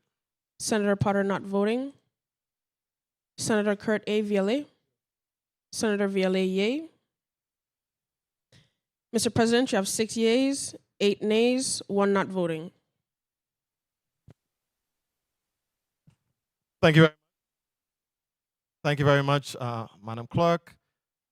Bill number 36-0237, an act approving a multi-year lease agreement between the Government of the Virgin Islands, acting through its Commissioner of the Department of Property and Procurement, and DM Hospitality, LLC, for parcel number 2C, Crystal Gada, Queen's Quarter, St. Thomas, consisting of a 2-story building and a portion of parcel number 3, Crystal Gada, consisting of a 2-story building, to operate a food and beverage management company with a bakery and deli, a jewelry business management company, and other related purposes, has failed in this committee. Senator Mary C. James, you recognize your point of information. Thank you, Mr. President, this is through the chair or the president. I have a question for legal counsel. Okay. And my question is, can the legislature unilaterally alter the terms of an agreement that has been entered into by the executive branch without the other party to the agreement accepting the terms of the amendments? That's the question. Through the chair, I hope I'm clear. I think I am. I think you're clear enough. Okay, thank you, sir. Through the chair to Senator James, no, they cannot. As a matter of fact, if assuming that just one word in the contract might be affected, it could lead to an impairment of contracts. Thank you very much. I have just a further question. I'm sorry, sir. You may proceed. However, if a contract has not been ratified by the legislature, it's required by law to be ratified by the legislature. At this point, that contract is not legally binding, so there is no impairment of contract. Do you agree with me? Through the chair to Senator James, I have to pause on that because, again, this is an agreement between two parties, between the government and between a private entity. You cannot just unilaterally, unless you're part of the negotiating team, to change any part of the agreement. You either vote it up or you vote it down. Oh. You concluded, Senator Maurice James? Thank you, Mr. President. But to legal counsel, can you not also, let me put it in the, send it back to a committee? That's another option besides voting it up or down. Is that not correct? Through the chair to Senator Maurice James, you can send it. Any motion by a majority vote carries. Thank you, Mr. Chair. Thank you very much, Senator. No problem. Thank you, Senator College-Joseph. You recognize. So much, Mr. President. Mr. President, relative to the vote on Bill number 36-0237, if we could get legal counsel, since the bill failed, what is the disposition of the bill right now? Through the chair to Senator College-Joseph, since the bill failed, it's in your rules. I mean, if you read the rules carefully, you will find the answer in there. The next step would be to resubmit a bill request to legal counsel, let it go back to whatever committees is going to be assigned. It'll probably be assigned another bill number, and that's the process that your rules call for. Thank you so much, Attorney. I just wanted it to be clear so that our listening and viewing audience are aware. Thank you so kindly. Thank you, Senator College-Joseph. Senator Courtville, you're recognized for your point of information. Thank you, Mr. President. I just wanted to provide some clarity as to what took place with Bill number 36-0313. The bill was sent back to the Committee of Budget Appropriation and Finance for further vetting. Sent to. Not sent back. I never went there. Sent to. Thank you so much for that clarification. So the bill is not dead. The bill is not dead, and the members had no intention of killing this particular measure because we understand the importance of horse racing and the importance of the industry to the Virgin Islands. However, in the committee of a whole meeting that was held, there was robust and lively discussion where a number of topics came up.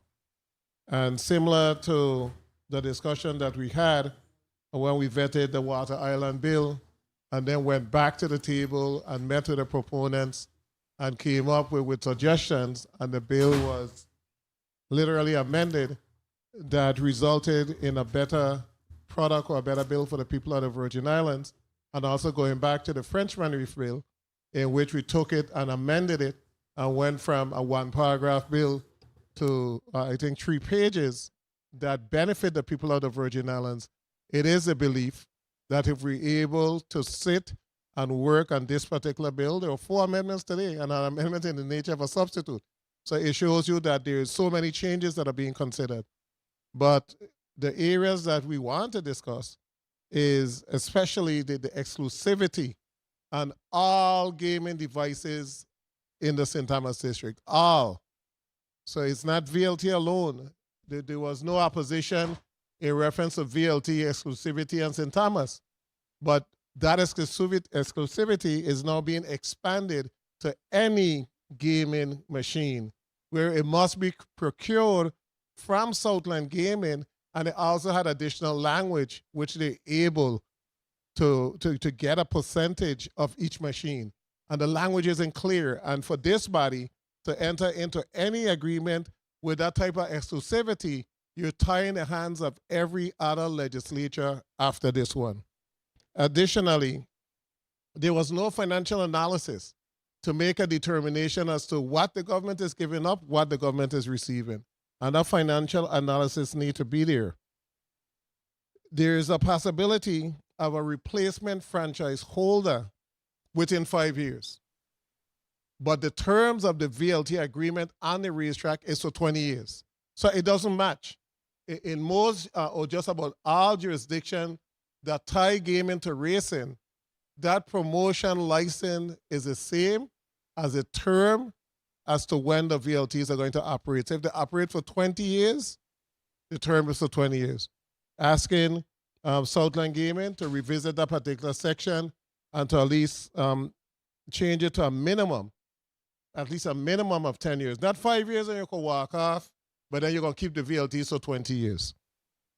The definitions, franchise holder, contractor, they're interchanged in the agreement. We need clear definitions to include net gaming revenue.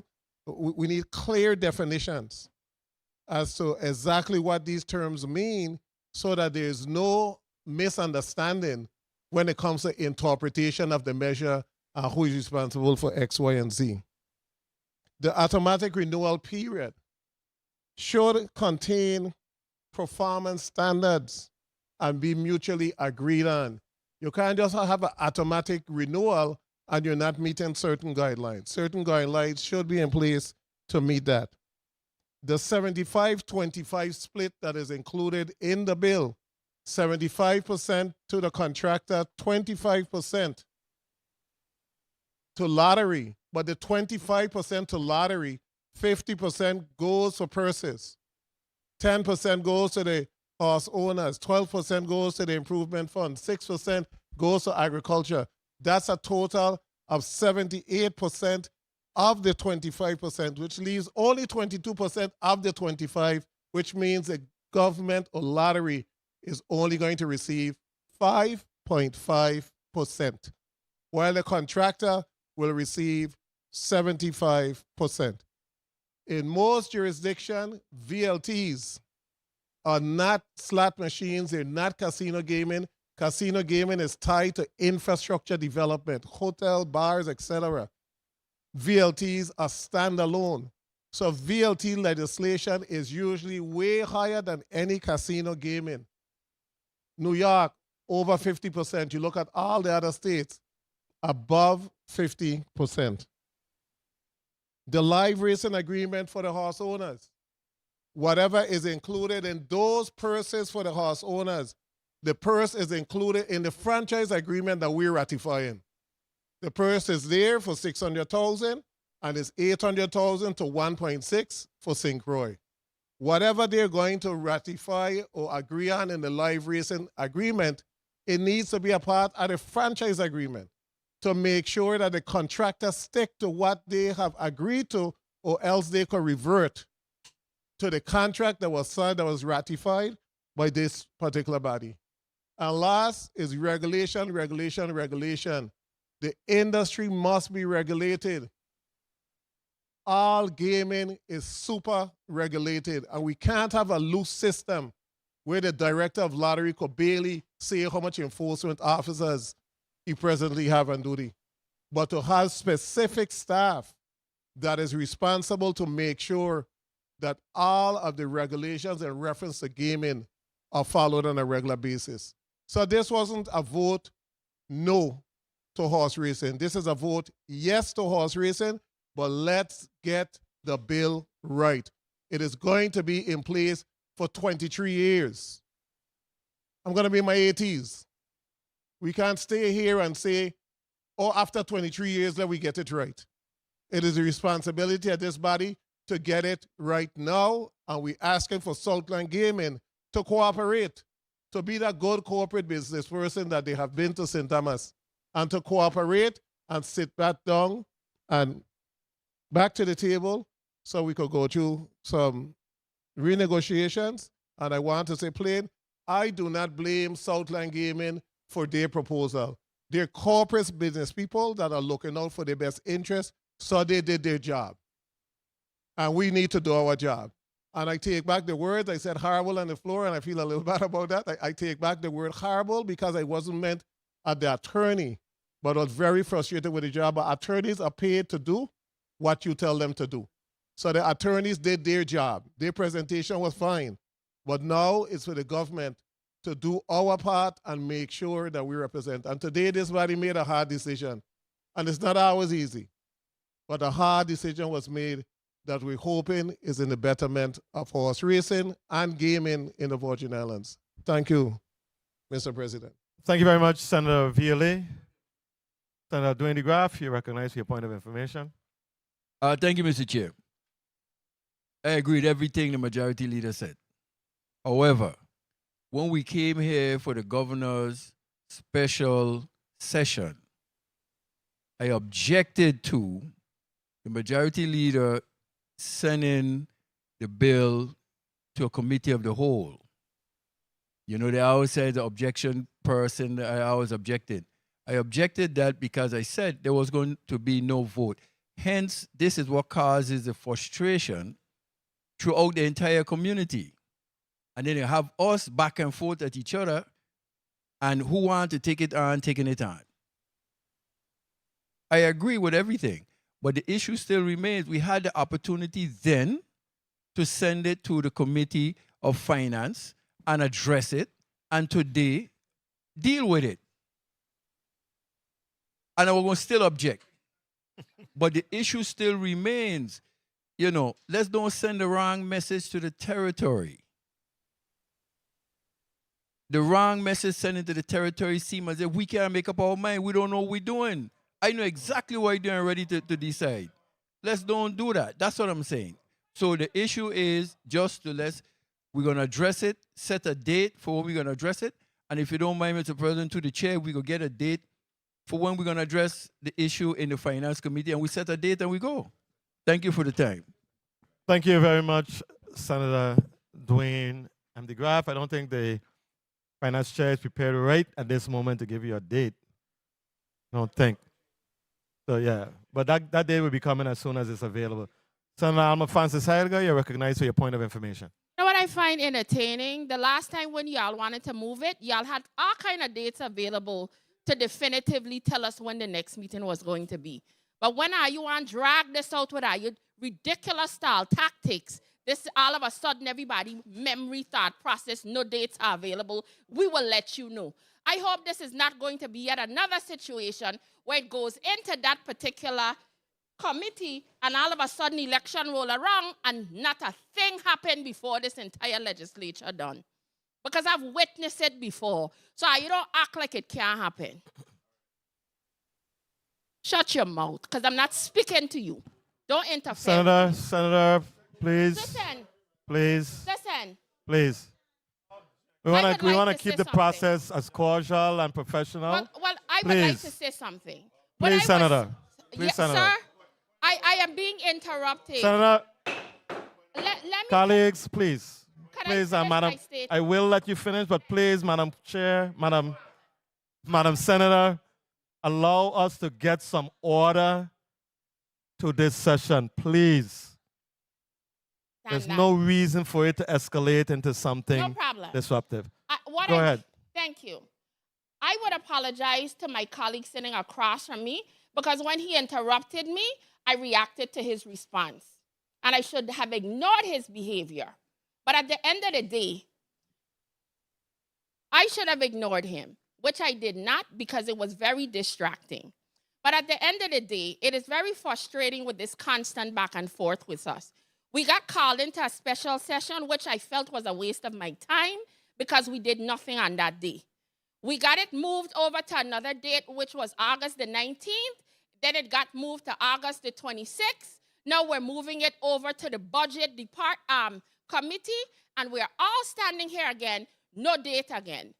I don't have a problem with us figuring things out, but at some point we have to deal with this bill. And that's all I'm trying to say. So again, I apologize to my colleague to the left for his interruption and my response. Thank you very much. Thank you very much, Senator Alma Francis. Colleagues, the session will stand in recess for 10 minutes.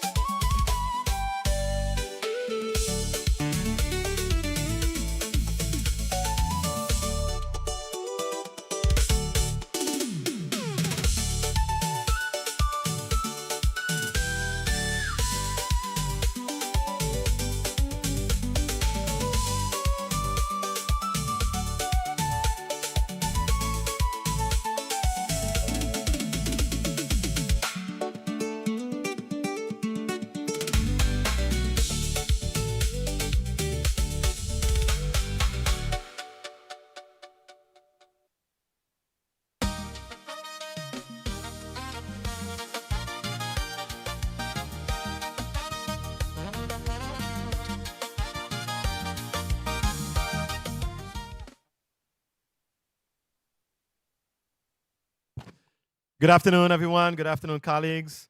The session is back on the record.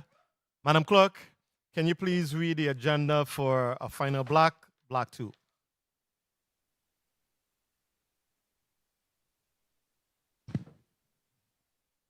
Bill number 36-0213, an act renaming Contentment Road on the island of St. Croix as Senator Alicia Chucky Hansen Lane and appropriating $10,000 from the St. Croix Capital Improvement Fund to the Virgin Islands Department of Public Works to erect the proper signage. Bill number 36-0224, an act amending Title 20, Virgin Islands Code, Chapter 51, Subchapter 1, Section 801, relating to the moving violations point system. Bill number 36-0250, an act amending Title 3, Virgin Islands Code, Chapter 27, Section 717, relating to personal loans made to members of the government employees retirement system. Bill number 36-0273, an act amending Act number 8465, redirecting the appropriation to the First-Time Homebuyers Program to the Williams Delight Community Home Ownership Program and the VI Slice Home Ownership Program. Bill number 36-0274, an act requiring the Virgin Islands Housing Finance Authority to pay compensation to the homeowners within the Lyndon B. Johnson Gardens community who have been required to vacate their homes as a result of the actions related to the demolition of properties owned by the Virgin Islands Housing Finance Authority and associated with the operations of the Virgin Islands Water and Power Authority and the Virgin Islands Waste Management Authority. Bill number 36-0278, an act amending Title 19 Virgin Islands Code to establish immunization requirements for children and students enrolling in educational institutions in the Virgin Islands, to provide for immunization exemptions, and to require electronic reporting of immunization compliance to the Virgin Islands Department of Health through the Virgin Islands Immunization Registry. Bill number 36-0279, an act amending Title III Virgin Islands Code by creating the position of Women Veterans Coordinator within the Office of Veteran Affairs.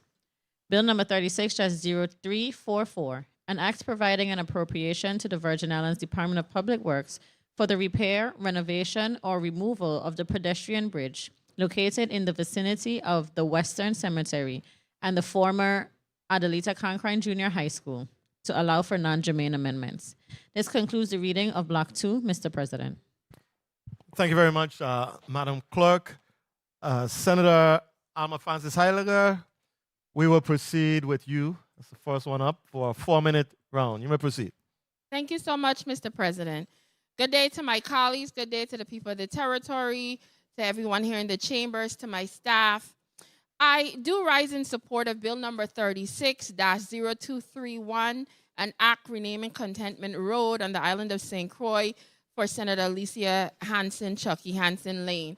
I was so very happy when my colleague brought this piece of legislation.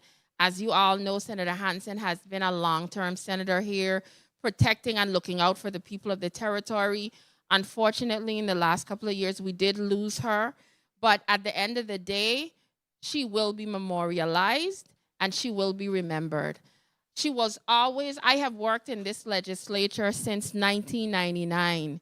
And when I met Senator Hansen, she was always one that was helpful. She always encouraged me. She always spoke to me.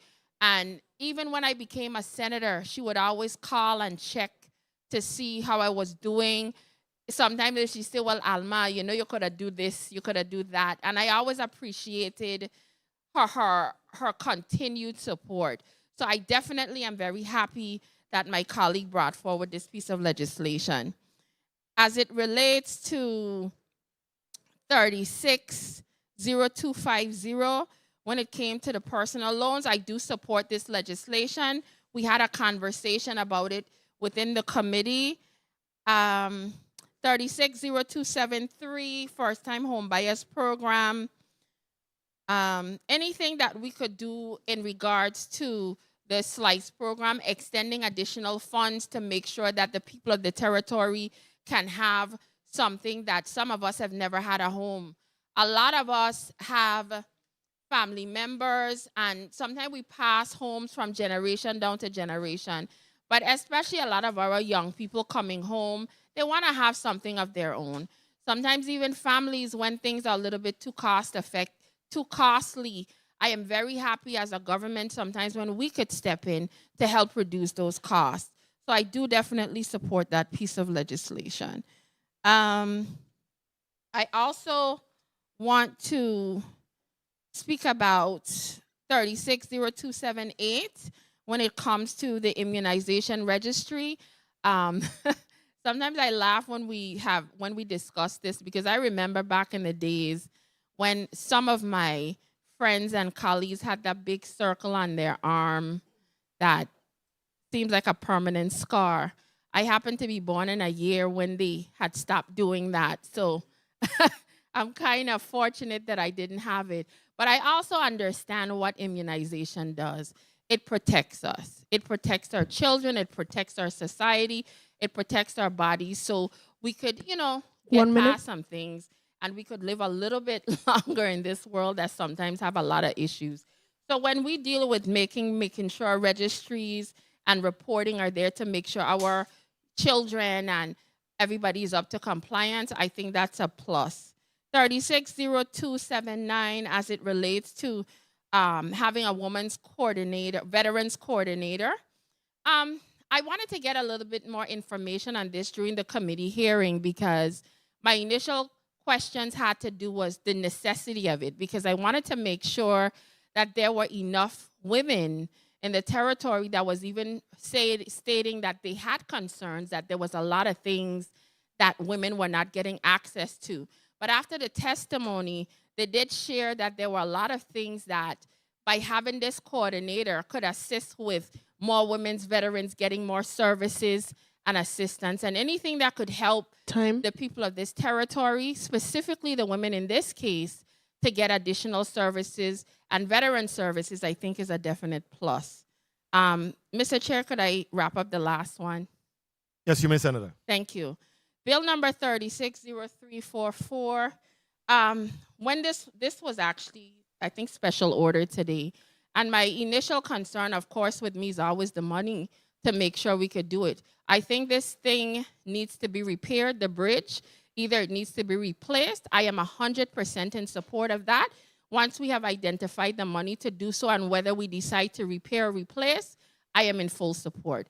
So thank you, Mr. President, for the additional time, and I will vote accordingly. Thank you very much, Senator Alma Francis Heiliger. Senator Franklin D. Johnson, you're recognized for your 4 minutes.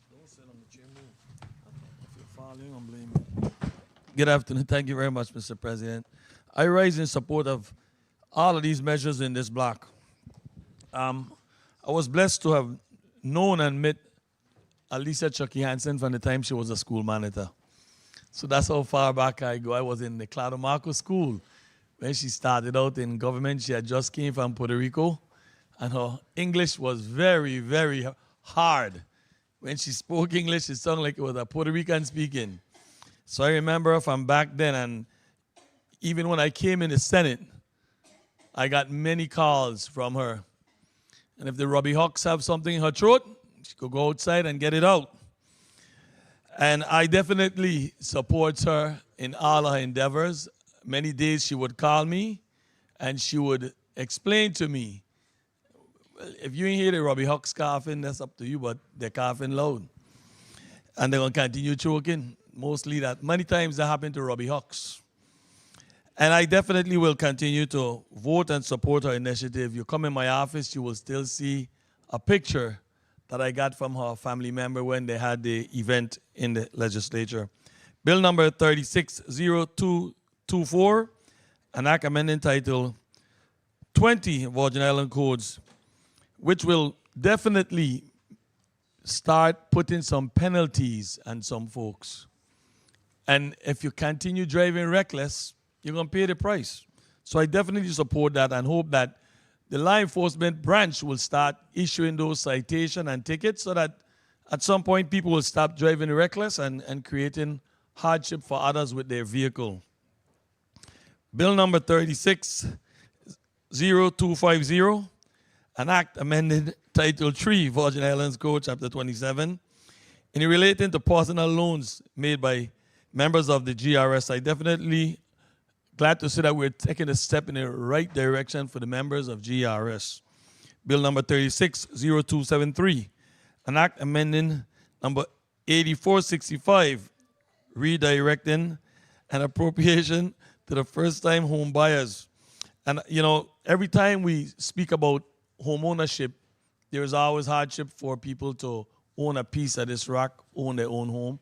So at the appropriate time, I will support this measure. Bill number 360274, an act requiring the Virgin Islands Housing Finance Authority to pay contribution to the people that we call LBJ. I've seen the hardship that folks that are living in there been going through, and it's been going on for quite some time. From the minute that we put those big, huge tanks that WAPA put down there, it was of concern. Some of the homes that are very close by there start to break up because of the piling and different work that were going on. And we can't just put people out of their homes and leave them just like that. 1 minute. It's not right. We have to do right to our people. So at the appropriate time, I will be supporting this measure. Bill number 360278, an act amending Title 19 Virgin Islands Code to establish immunization requirements for children and students. I've been around quite a while. I think I get every single one I needed to get. I'm standing tall. Go through a little here and there at my age, but it was what it's while, and I'm quite sure that's why I'm still standing. So I support this measure for sure. Bill number 360279, an act amending Title 3 Virgin Islands Code by creating the position of Woman Veterans Coordinator. And when this measure came up, I too raised my questions about the position, and I'm satisfied with the answers that was given, and I really appreciate the author, the sponsor that brought that measure. Bill number 360344, an act providing an appropriation to the Virgin Islands Department of Public Works to definitely take action. If I may wrap up, Mr. President. Yes, you may, Senator. We definitely need to take action on that bridge before somebody, car or somebody personal life be damaged. From time to time, little piece of metal continuously falling, and we cannot wait till someone gets hot before we take care of it. And the author of this already have the place to get that funding, and I definitely will support that measure. Thank you very much for the lenience, Mr. President. Thank you very much, Senator Franklin Johnson. Senator Dwayne M. DeGraff, you're recognized for your 4 minutes. Thank you, Mr. President. Good afternoon, colleagues. Good afternoon, everyone. I'm going to start with powerful women and end with a powerful woman. Bill 36-0279, an act amending Title 3 Virgin Islands Code by creating a position of Woman Veteran Coordinator within the Office of Veterans Affairs. You know, when I first heard that, I was appalled to hear that women veteran may have been treated different to any other veteran, women versus male, so with having this woman veteran coordinator in place, I support 100%. So, I'm happy that that is taking place. Bill 36-0344.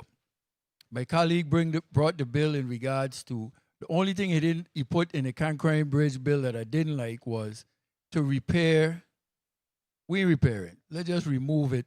But the suggestion I gave to the Public Works Commissioner, I think either earlier this year or about a year ago, was while the company is tearing down the Concrane School, let's see if you can have the contractor take down the Concrane Bridge one time, and if we have to pay an additional couple of dollars, then we could have done it one time. So I had that discussion with him over a year ago in regards to, maximizing and what we could do at a reasonable cost. They're moving that school now, tearing it down. Concrane Bridge could have been a part of it. Concrane Bridge has served its purpose before the great name of Concrane. When I walked on that as a Wayne Aspinall Junior High School student. So it's been around, it served its purpose, but now it needs to go. We only have 4 minutes. 4 minutes is not enough to talk about this great leader I end with.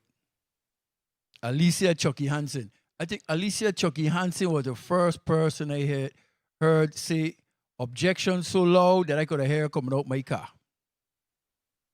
And I think that's what I have, ingrained in me. And let me know that, hey, we're going to object loud. A great person. I want to make sure that, Mr. President, for all intent and purposes, if the signage and the ceremony to do this naming is before your term, that you put it out, that all of us could be there, because definitely any session, any meeting, anything that we have stated for that day, I ain't coming. So I would like for us to all attend, all my colleagues to attend, and the staff if need be, because again, we have to show 1 minute. One of our former colleagues one of our former great colleagues, one of our former great woman colleague, female colleague, has had such a great impact on the territory. And she was one crucial senator. I wouldn't say she was like how a St. Thomas senator is for the Virgin Islands. She wasn't just for St. Croix, she was for the Virgin Islands. And all the great senators that have come out of the Big Island, all the great senators that come off of the Virgin Islands as a whole, Alicia Chucky Hansen has led the way for us, and I highly appreciate that. Thank you to her, thank you to her family, and thank you to the sponsor of this legislation. And I'm waiting for the vote to make sure I will be saying yes as loud as I said objection. Thank you for the time, Mr. President. Thank you very much, Senator Dwayne DeGraff. Senator Angel Bolkes, you're recognized for your 4 minutes. Thank you so much, Mr. President, and good afternoon to everyone. I'd like to start by saying God bless her soul to Senator Alicia Chucky Hansen for all of the wonderful work and fighting spirit that she had on behalf of the people of the Virgin Islands. So this honor is definitely fitting for her to be honored in this way.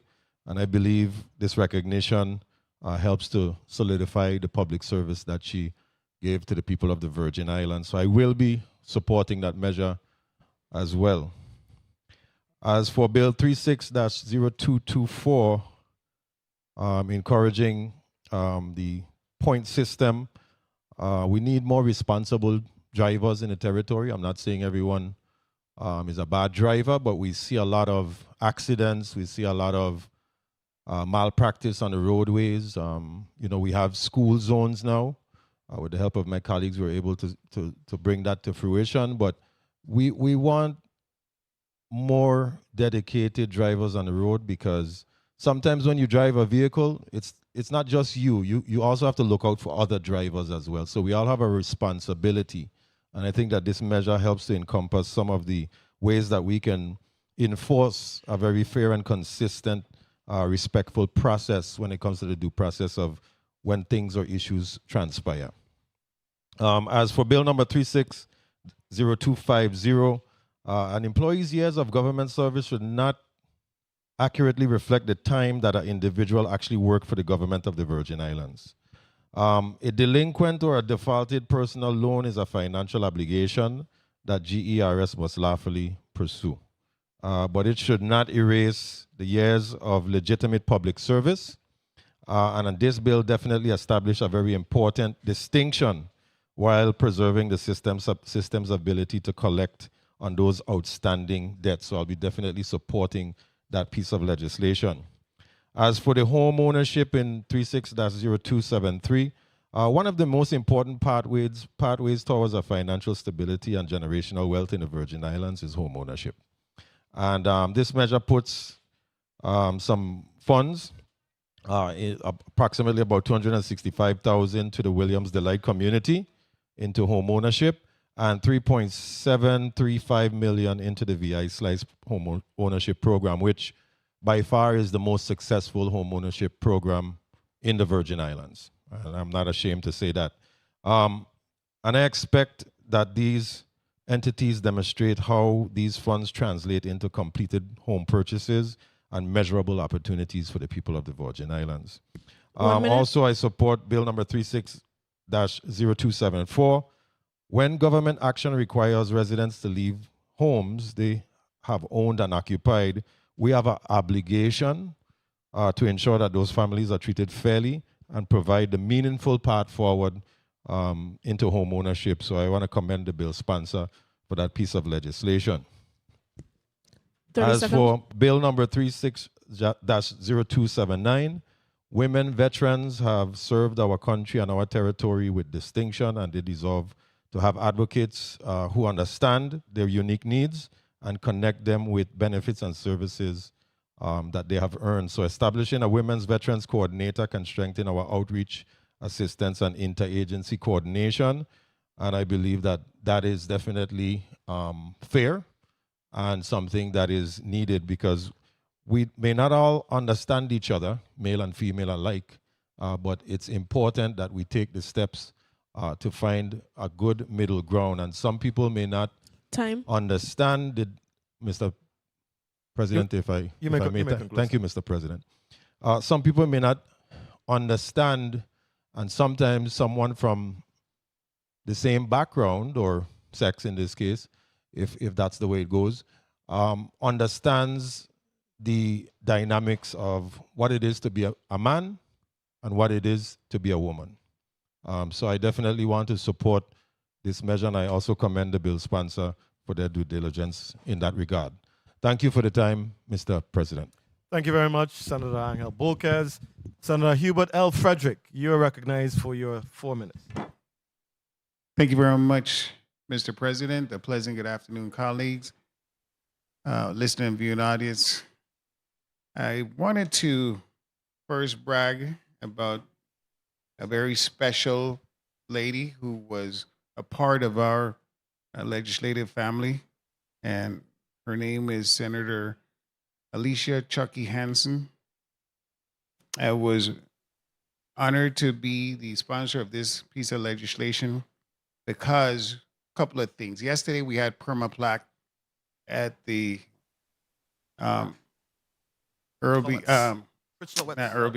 Fritz Lewis Hall in St. Croix, and it was an honor to have the former governor, Ken Mapp, honored, and all the other honorees that came, Pompa, Stanley and the 10 Sleepless Nights. This is what we do. We give great Virgin Islanders credit for the great work they've done. Chucky Alicia Hansen, or Alicia Chucky Hansen, is one person that you have to give her credit. She has added 22 years to this body. She's left her mark. The least we could do is name a road after her. And I think it's an appropriate road where the old legislative building is on Contentment Road.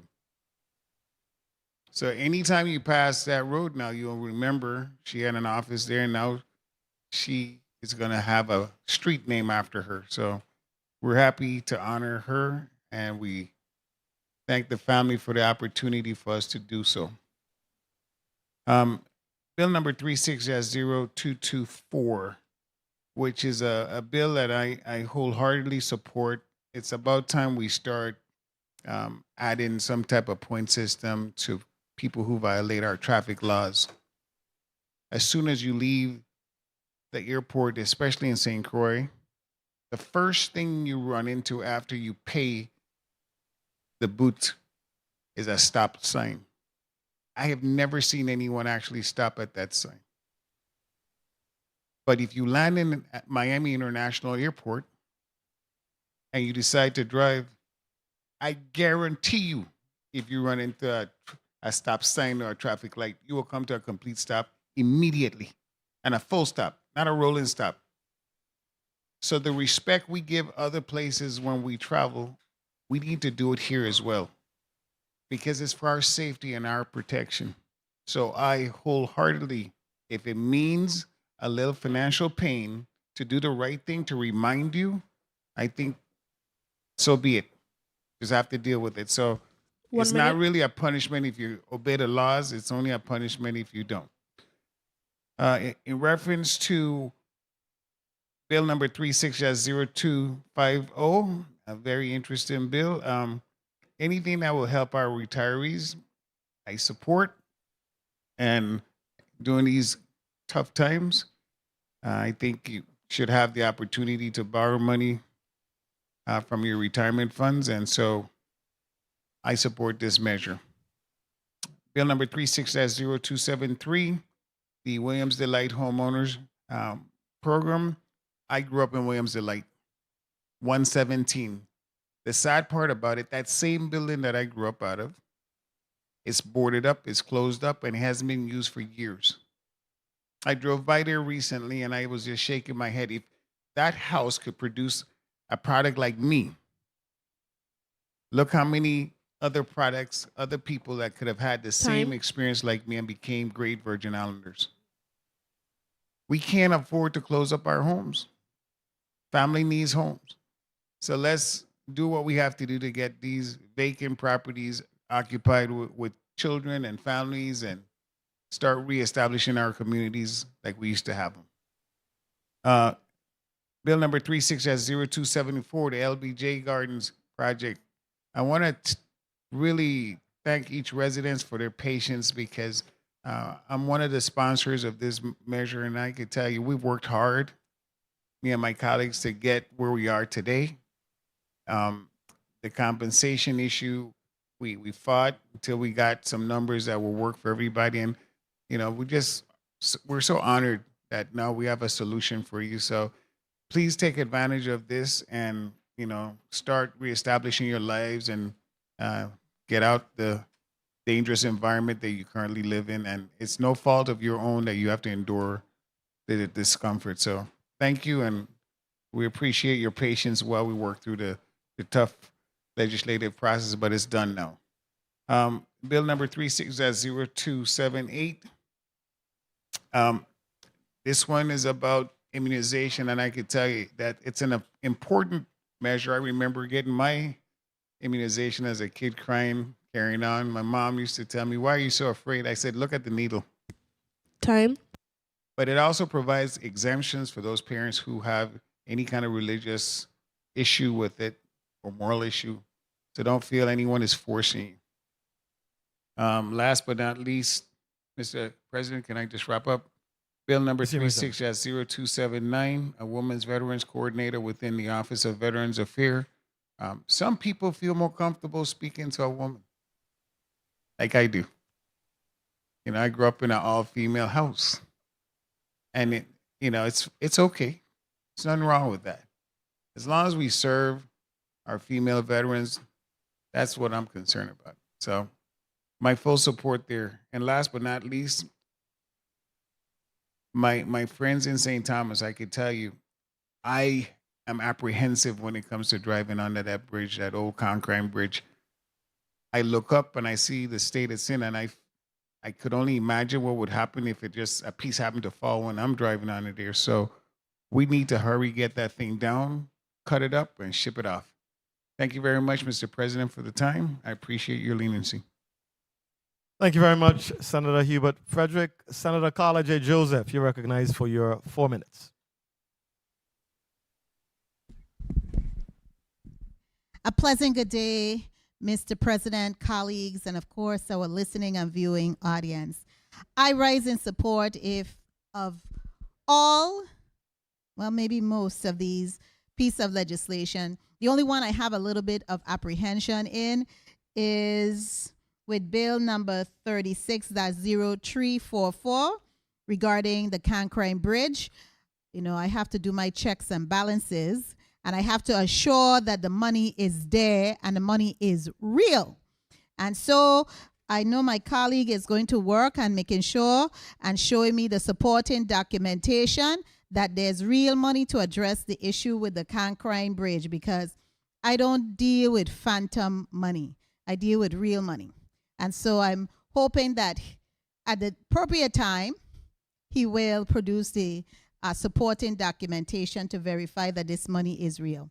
Now, relative to bill number 36-0224, which is relating to moving violation, I am in full support of that measure.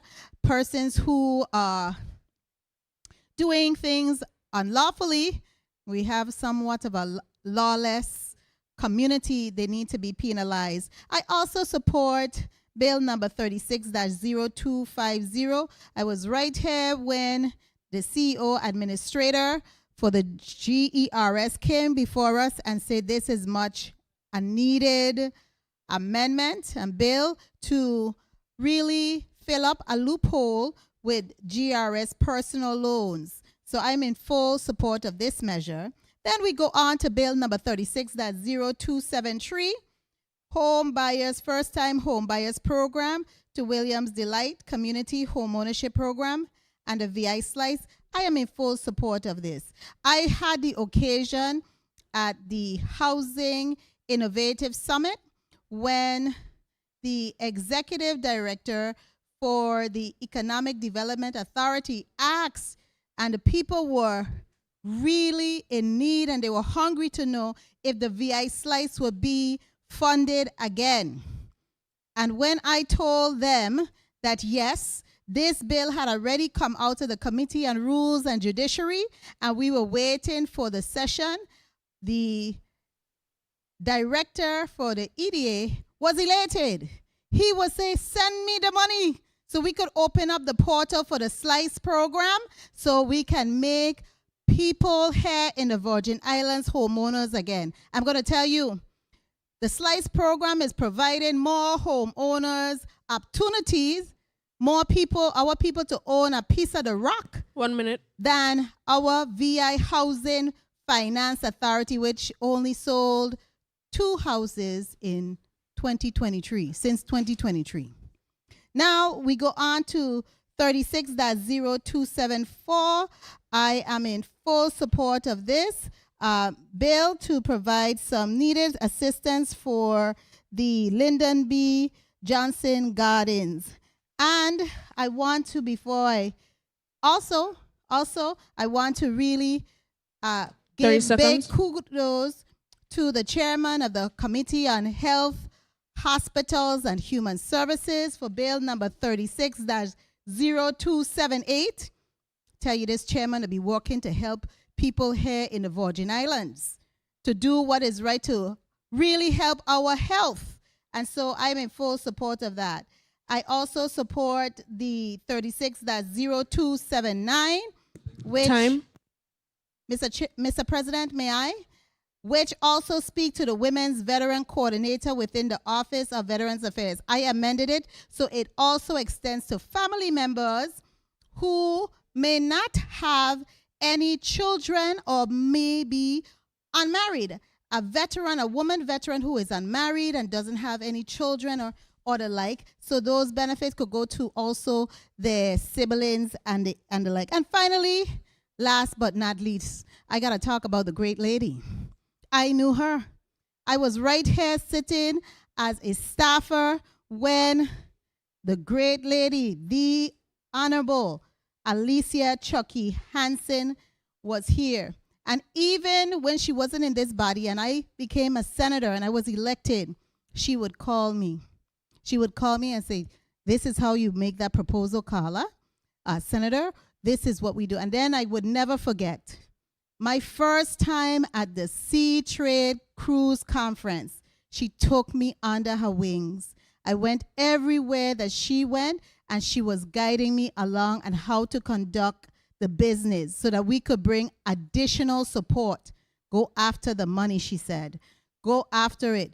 And you're not having any meetings unless these people are going to help bring some resources to the Virgin Islands. So I really, really want to say it's long time in coming that the great lady is being honored. I'm sorry that it's going to be posthumously. I wish she was still here, but it's better late than never. Thank you so much, Mr. President, for the time. Thank you so much. Thank you very much, Senator Carla J. Joseph. Senator Noville E. Francis Jr., you're recognized for your 4 minutes. Thank you very much.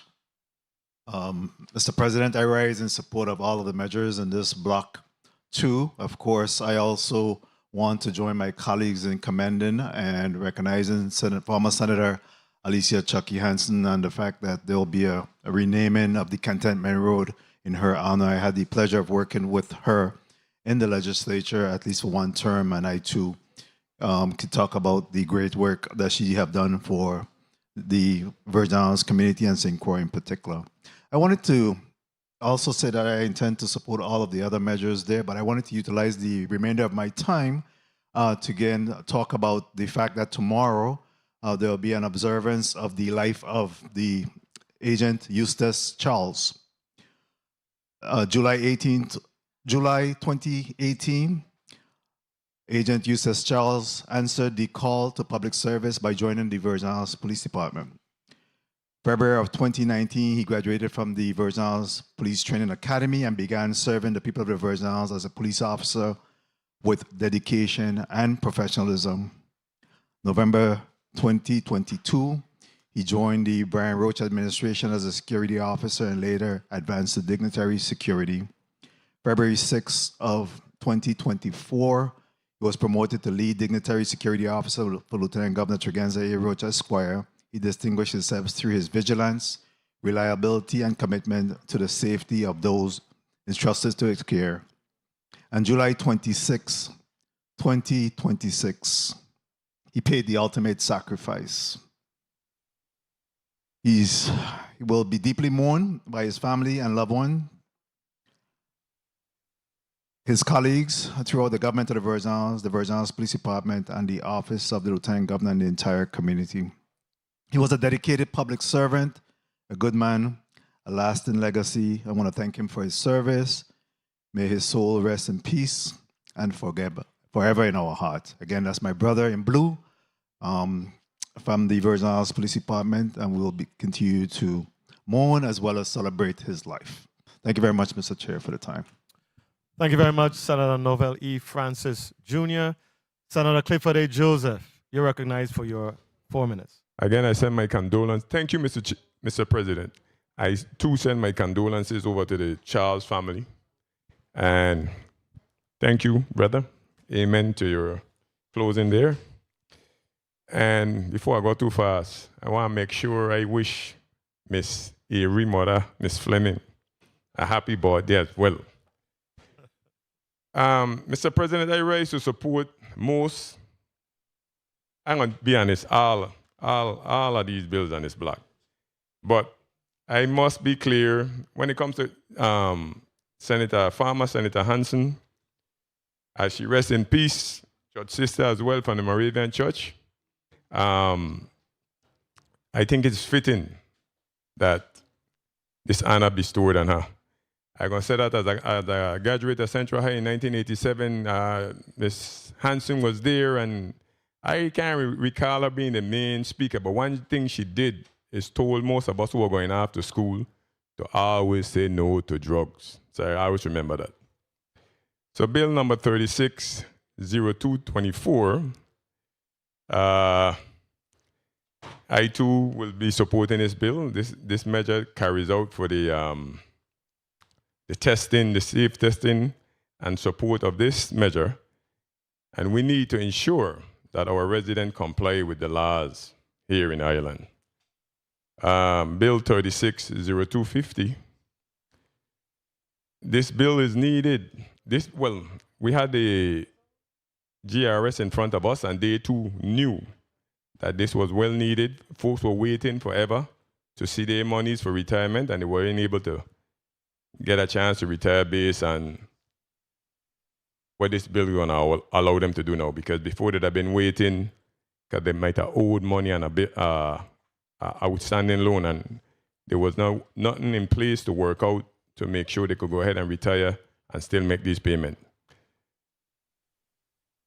Bill number 360273, I'm supporting housing for St. Croix District. They say it's an American dream, but I know it's a double dream for folks in the Borden Islands to own their own home. So I'll be supporting this one when it comes around. And I'm the co-sponsor, the primary sponsor here. I'm the primary sponsor on this bill, which is bill number 360274. We just have to remember everybody ain't born with a silver spoon. Some of us have to work real hard, and we have to respect each other. So treating our people who might have struggled the most to have owned, we got to treat them with dignity and respect.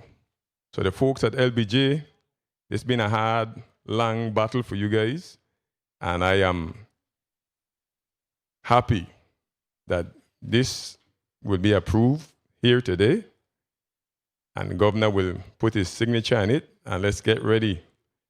We're going to get our attorney ready with their money to make sure all you got deed issues, we're going to straighten them out to make sure that you're on your way to your new residence. 30 seconds. Bill number 360278, keeping our children safe. I will support that as well. vaccines for sure. Bill number 360279, creating a position. This position doesn't have to be a woman.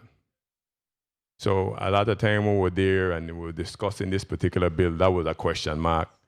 So if it were going to be discriminatory, it might be sound like, but all we wanted to do is to make sure an experienced person going to help take care of the ladies that did serve their time. And thank you, Mr. Chair. And I will be supporting as well the removal of the bridge. So thank you, Mr. Chair, for that time.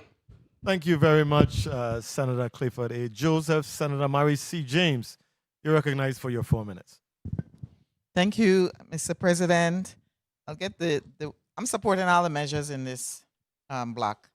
The ones that are pretty straightforward, the move-in violations point system, the kudos to my colleague on the immunization requirements, and of course my other colleague regarding the pedestrian bridge. All those measures really address safety in our community and making sure that we protect our community from harm. When it comes to the other bills, I really want to go a little bit more in depth with those. The GERS credited service, bill number 36-0250 that I sponsored. I want to thank the administrator, Angel Dawson. We worked on this legislation because we wanted to help the system while ensuring that employees are treated fairly. A delinquent or a defaulted GERS loan is a financial obligation, but it should not erase years of service that an employee actually worked for the government of the Virgin Islands. So GERS retains the ability to pursue outstanding debt through lawful collection methods. The bill simply requires credited service to reflect the employee's actual duration of government employment. Bill number 36-0273, the home ownership. It redirects money to funds to Williams Delight Community Home Ownership Program and the VI Slice Home Ownership Program. We all know if we want Virgin Islanders to stay in the Virgin Islands, they must have a realistic opportunity to own a piece of the Virgin Islands. And I have always believed that one of the strongest investments we can make in our people is helping Virgin Islanders become homeowners. When it comes to bill number 36-0274, LBJ Gardens, the St. Croix senators we attended all the meetings with the LBJ residents. This is something that we have worked hard on because at its core, it's about making the residents of LBJ Gardens whole. Many of these homeowners have lived there for decades and are mortgage free. They should not be financially harmed because government action now requires them to leave their homes. The government created this situation. The residents of LBJ Gardens should not be asked to bear the financial burden of the government's decision. So I'm very, very happy that this is being done now to restore them in terms of the wealth that they have built through home ownership. We would have been just pulling it from right under them by not compensating them properly. When it comes to bill number 36-0279, that's another one of my bills. I want to thank my colleagues for supporting this. The fact of the matter is that women's voices and lived experiences must be a part of shaping policy that directly affects women. So who better understands the issues affecting women than women themselves? We have to be very, very clear about that. The bill, I'm missing a bill. Bill number 36-0213. I think I addressed all the other ones. This is the bill. That's time. May I? Yes. The bill. Yeah, the bill number 36-0213. which is renaming Contentment Road. Thank you, Senator Fonseca. Renaming the Contentment Road on the island of St. Croix as Senator Alicia Chucky Hansen. You know, my vote today is not an endorsement of every action or decision in the senator's past. The senator's career has certainly had and seen its share of controversy. We shouldn't ignore that. We know that. Our system of justice explicitly allows for rehabilitation and fresh starts. My vote to support this resolution is an acknowledgement of her many years of service in this chamber that we're in right now and the permanent legislative landmarks she left behind. Thank you, Mr. President. Thank you very much, Senator Mary C. James. Senator Ray Fonseca, you're recognized for your 4 minutes. Yes, thank you, Mr. Chair, and good afternoon, colleagues, all the viewing and listening audience. I want to first start out by thanking the family, giving condolence to all of the Bovoni residents. It was a big funeral this Saturday in the Bovoni Baptist Church. I know my colleague Blyden and Madam Rules Chair was also there, where we put to rest Miss Valeria Penn Stevens, 93 years. She's the wife of Benny Benborn Stevens, who the 35th Legislature has honored as a hero. So rest in peace. You know, I want to get to health. You know, in 1918 to 1919, they had a virus called the Spanish flu. 50 million persons in this world were killed in 1 year. For comparison's sakes, World War II lasted 6 years, and about 70 million persons were killed in 6 years. One flu, 50 million people.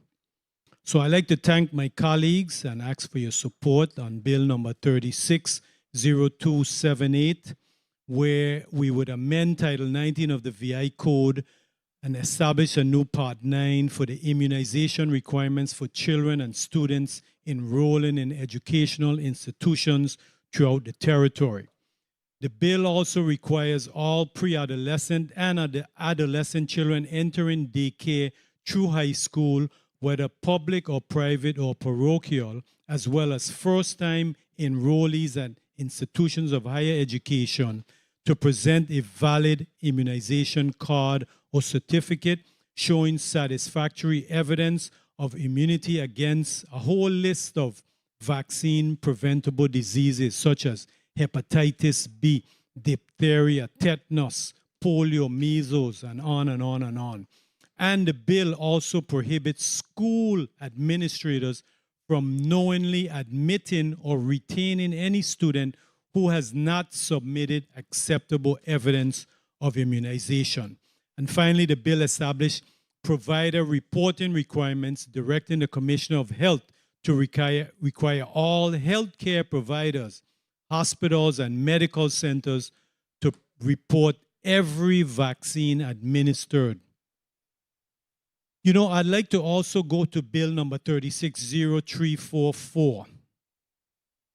You know, after this bill is approved, which addresses funding for the Adelita Crankrine Bridge, I am demanding the immediate attention and action of the Department of Public Works regarding the old highway overpass over next to the former Adelita Crankrine Junior High School. It used to be way in Aspinall when I went there. The Department of Public Works has received several reports of pieces of this deteriorating and condemned structure breaking loose and falling to the ground. This situation presents an unacceptable and potentially serious threat to the safety of pedestrians, motorists, residents, and anyone who may be in the vicinity. And we'd like to publicly thank the residents in the communities that got this moving, like Kimbra Willett and Clarence Payne and Norma Concepcion, Renita, and all of the VI Progressive Movement members. You know, I'm also a co-sponsor of the bill. The primary sponsor is my colleague to the right from NADA. So I request the department also keep the public update on what's going on there. Finally, I want to go to Bill 360250, and I fully support this bill that was sponsored by my colleague to the right. Under amended language, any member of the GERS who has contributed for at least 2 years may borrow from the system, and they will not lose their total service. Time. Mr. Chair, let me wrap up real quick. Bill 360274, I also am in total support of that bill. But, I also want to make a note that we're going to be compensated the LBJ Gardens community, those residents who have been displaced due to government-related action. But, I have an amendment, Amendment 36-890 for the Anna's Retreat homeowners, because for 35 years, the Anna's Retreat homeowners has suffered, wherein when they bought the homes, they paid a $2,000 reimbursable deposit, and they have not gotten that money.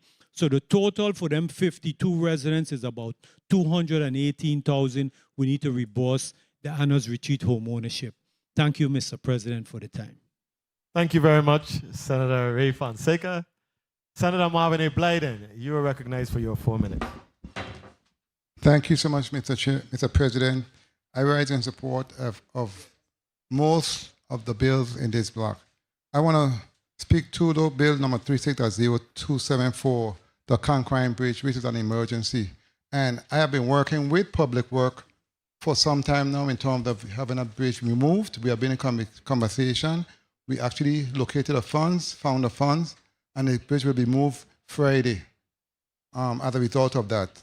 And I want to thank them, and I also want to thank all of my colleagues for sponsoring this piece of legislation. I also want to speak to bill number 36-0273. That bill, honestly, I support the funds going to the first-time home buyers from the Williams Delight Housing community, but at the same time, I'm totally against giving up funds to the VI state. I'm asking my colleague that we hold that bill, if my amendment don't get here on time, to reappropriate those funds to the committee, to the department, because guess what? I don't believe the answer is to take the money from the first-time home buyers program and give it to another group of Virgin Islanders. Right now we have about 50 applicants who have been waiting for a year or more in a USDA Rural Development Pipeline. These are people who are trying to achieve home ownership and are waiting for financing. USDA's 502 Direct Program is specifically designed for low or very low-income families who cannot afford or obtain financing elsewhere. It can provide payment assistance and loan terms up to 33 years, and in certain cases up to 38 years. So instead of taking away one tool, why aren't we asking how we can create more tools? Why can't via HFA explore a direct mortgage product that helps people who cannot obtain an affordable primary mortgage through our local banks or who are stuck waiting in another government pipeline? This is the conversation I want to have. If a person qualifies for VA slice, help them. If they qualify for own a lot, bill a whole, help them. If they need first-time home ownership fund, keep that fund available. The objective should not be to decide which program wins. The objective should be to get Virgin Islanders into homes. That's why I did a summit, to create home ownership opportunities. I don't understand why we operate like that. We have a housing crisis right now, and we need pathways to home ownership, not fewer pathways. And I am telling my colleagues, please do not support that bill as written. We need to give that money back to VIHFA. They're the new director right now. 1 minute. They're the new director right now, so we should work with that individuals and find new opportunities for them to use those funds. And as a matter of fact, the VI Slice was created as a grant program with upper funds. There's a revolving fund. The home ownership program is revolving. If Slice has 25, this fund will have 100. It's common sense.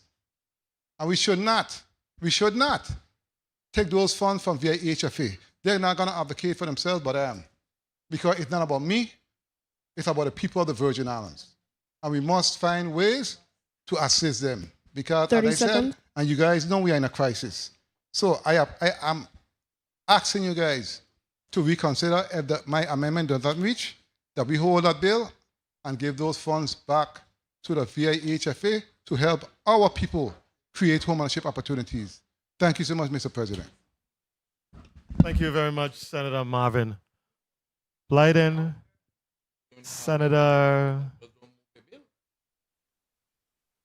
Yeah. Senator, you're not being heard, Senator Avery Lewis? You're recognized for your. You're recognized for your 4 minutes, Senator. Thank you. Good afternoon, colleagues. Been a long day. We're still going strong. You know, as it pertains to Bill 36-0213, good afternoon to people of the Virgin Islands listening and viewing. As it pertains to Bill 36-0213, honoring and commending Senator Alicia Chucky Hansen, I'm 100% for that. Earlier this year, I honored and commended and named a road in Holby after late Senator Lorraine Elberry as well. So two giants of ladies that we remembered and we honoring. You know, far often I hear people say, you're naming a road and your name, you know, those things are important. If we don't honor our people, who else will? So people could talk and say you're naming another road, you're naming another building, you're doing something, a resolution or something. We have to recognize the talent and the commitment the people of these Virgin Islands have put in. It cannot be go unheard and unnoticed. As it pertains to 36-0224, an act amendment titled 20 Virgin Islands Code, Chapter 51, Subchapter 1, Section 801, relating to the moving violation point system. Every day we get on these roads, every single solitary day, we see these different infractions. This is another tool to assist with enforcement to make sure things goes right on our roadways. It may not be me, but it may be you. It may be some innocent person. My cousin Kyle Thomas was walking at night exercising, and because of a reckless driver, Kyle is not here with us today. What is the repercussion to his son, to his family? Not a repercussion. The reparation to his family. Our life is gone. This ain't no video game wall we could hit restart and things start over. This is serious business. So that's why I'm glad that this bill is coming forward. The home buyers program, I hear my colleague. I hear him loud, I hear him clear. But I know from time I get in this institution, I've been asking HFA different things. I'm asking a wild pineapple. I'm asking all kind of different programs, different to put people in homes. Right? Every time I'm hearing, it coming. Or you know what they say? I don't understand the program. But you know who understand it? Odd. That's why they put a freeze. Okay, you go steady with all of that. Immunization, you have me.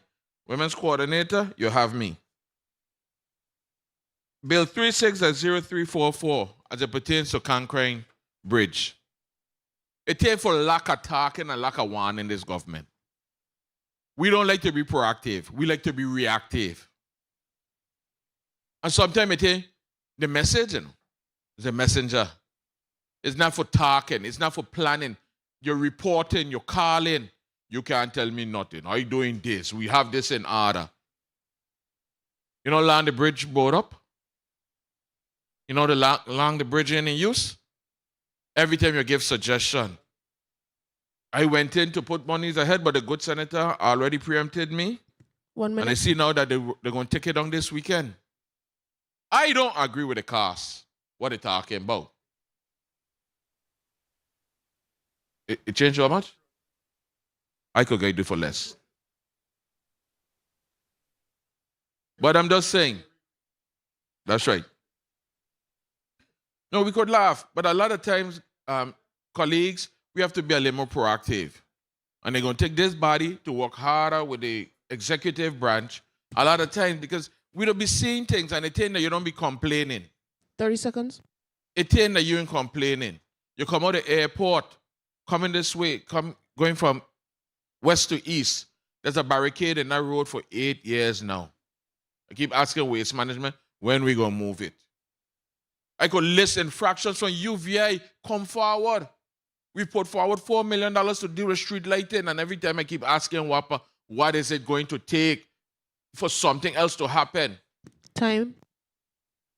You know, we'd have people on these boards sitting, and then the people them just go from director to legislature to complain. Nobody stops at the board. So, Mr. Chairman, I'm going to close out now. But we need to start holding everybody accountable. It can't just be the legislative branch. You have to be the executive branch. There's our family and our friends, and we know who they are. We got to call them out. We can't continue business like this. You come up the waterfront, it is pitch dark. I said we put a bill in place from UVI to Rappoon Hill. They tell me UVI need to cut the trees. Dr. George is here, you need to cut the trees. They light them on. The road is too dark. People walking, exercising. We talk about healthy living. People trying to exercise by dark, and you have these evil people out there preying on you. Please, WAPA, I'm asking you. Public Work, I'm asking you. Waste management, I'm asking you. Mr. President, I thank you for the time. Again, I'll vote accordingly, but for now, it looks like everybody got yeah. Thank you. Thank you very much, Senator Lewis. Senator Kenneth Gittins, you're recognized for your 4 minutes. Thank you, Mr. President. After listening to the Secretary, I want to start too, but I wouldn't start because there ain't enough time. So at the appropriate time, I will vote on the measures in this block. I return a balance of my time. Miracles do happen. Miracles do happen. Thank you very much, Senator.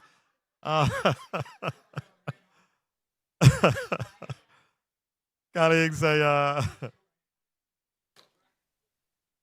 colleagues, I rise in support of the vast majority of the items in this final block.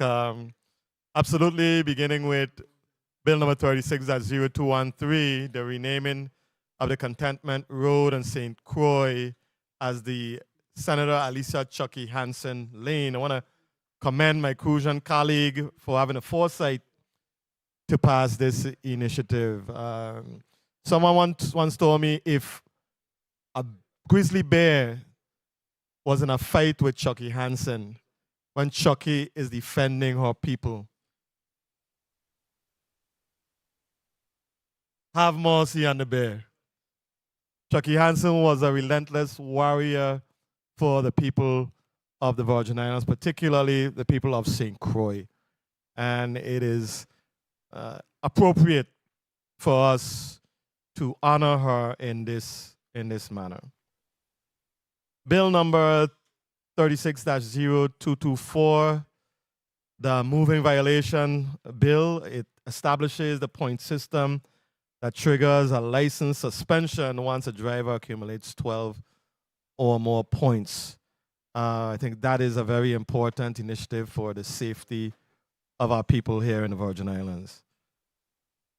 Bill number, I must say the housing czar senator makes a reasonable argument regarding shifting first-time homebuyers funds to the VI Slice program, and I'm hoping that we will have an opportunity before voting on this to have a discussion on that. We know what the intention is, but perhaps we can accomplish that in another manner.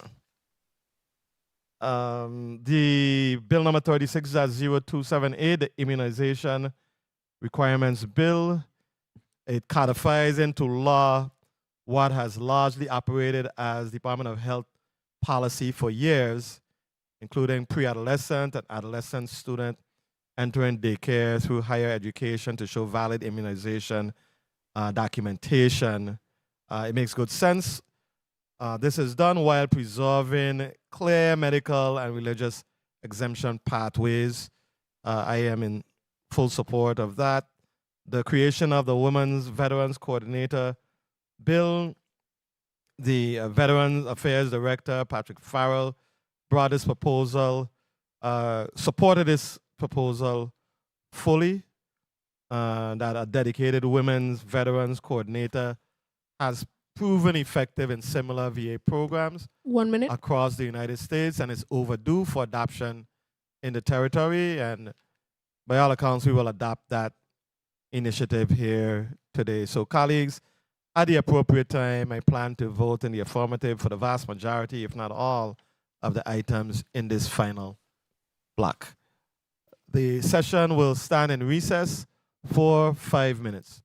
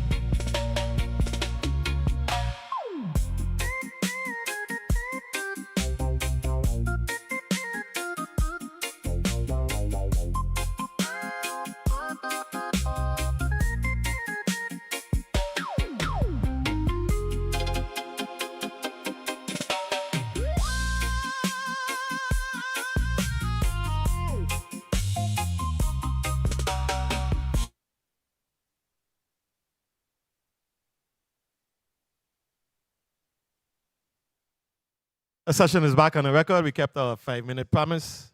I think we did better than 5 minutes, right? Madam Clerk, can you please call up the first item? Bill number 36-0213, an act renaming Contentment Road on the island of St. Croix as Senator Alicia Chucky Hansen Lane and appropriating $10,000 from the St. Croix Capital Improvement Fund to the Virgin Islands Department of Public Works to erect the proper signage. Roll call, please. Senator Marvin A. Blyden. Senator Blyden, yay. Senator Angel L. Bolkes Jr. Senator Bolkes Jr. absent. Senator Bolkes Jr. yay. Senator Dwayne M. DeGraff. Yes. Senator DeGraff, yay. That's your girl. Senator Ray Fonseca. Yay. Senator Fonseca, yay. Senator Novell E. Francis Jr. Yeah. Senator Francis Jr., yay. Senator Alma Francis Heiliger. Yes. Senator Francis Heiliger, yay. Senator Hubert L. Frederick. Yes. Senator Frederick, yay. Senator Kenneth L. Gittins. Yes. Senator Gittins, yay. Senator Maurice C. James. Yes. Senator James, yay. Senator Franklin D. Johnson. Yes. Senator Johnson, yay. Senator Carla J. Joseph. Yes. Senator Joseph, yay. Senator Clifford A. Joseph Sr. Yes. Senator Joseph Sr., yay.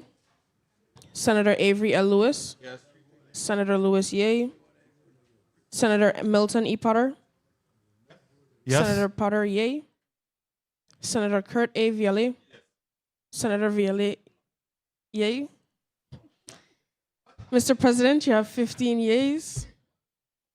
Thank you very much, Madam Clerk. Colleagues, Bill number 36-0213, an act renaming Contentment Road on the island of St. Croix as Senator Alicia Chucky Hansen Lane and appropriating $10,000 from the St. Croix Capital Improvement Fund to the Virgin Islands Department of Public Works to erect the proper signage has been favorably voted upon by this body and will be forwarded to the governor for further consideration and action.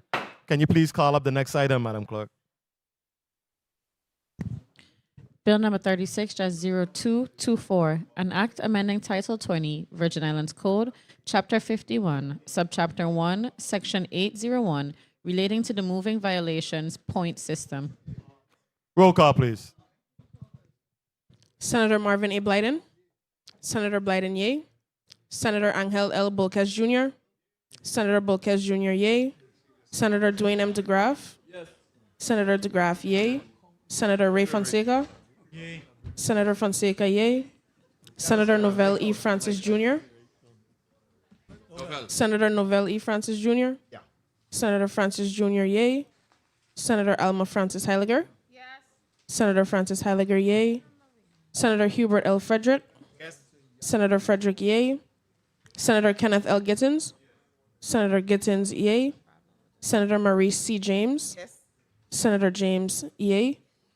Senator Franklin D. Johnson, Senator Johnson, yea. Senator Carla J. Joseph, Senator Joseph, yea. Senator Clifford A. Joseph Sr., Senator Joseph Sr., yea. Senator Avery L. Lewis, Senator Lewis, yea. Senator Milton E. Potter, Yes. Senator Potter, yea. Senator Kurt A. Viale, Senator Viale, yea. Mr. President, you have 15 yeas. Thank you very much, Madam Clerk. Colleagues, Bill number 36-0224, an act amending Title 20, Virgin Islands Code, Chapter 51, Subchapter I, Section 801, relating to the moving violations point system, has been favorably voted upon by this body and will be forwarded to the governor for further consideration and action. Madam Clerk, can you please call up the next item? Bill number 36-0250, an act amending Title 3, Virgin Islands Code, Chapter 27, Section 717, relating to personal loans made to members of the government employees retirement system. Roll call, please. Senator Marvin A. Blyden, Senator Blyden, yea. Senator Angel L. Bolkes Jr., Senator Bolkes Jr., yea. Senator Dwayne M. DeGraff, Senator DeGraff, yea. Senator Ray Fonseca, Senator Fonseca, yea. Senator Novell E. Francis Jr., Senator Francis Jr., yea. Senator Alma Francis Heiliger, Senator Francis Heiliger, yea. Senator Hubert L. Frederick, Senator Frederick, yea. Senator Kenneth L. Gittins, Senator Gittins, yea. Senator Maurice C. James, Senator James, yea. Senator Franklin D. Johnson, Senator Johnson, yea. Senator Carla J. Joseph, Senator Joseph, yea. Senator Clifford A. Joseph Sr., Senator Joseph Sr., yea. Senator Avery L. Lewis, Senator Lewis, yea. Senator Milton E. Potter, Yes. Senator Potter, yea. Senator Kurt A. Viale, Senator Viale, yea. Mr. President, you have 15 yeas. Thank you very much.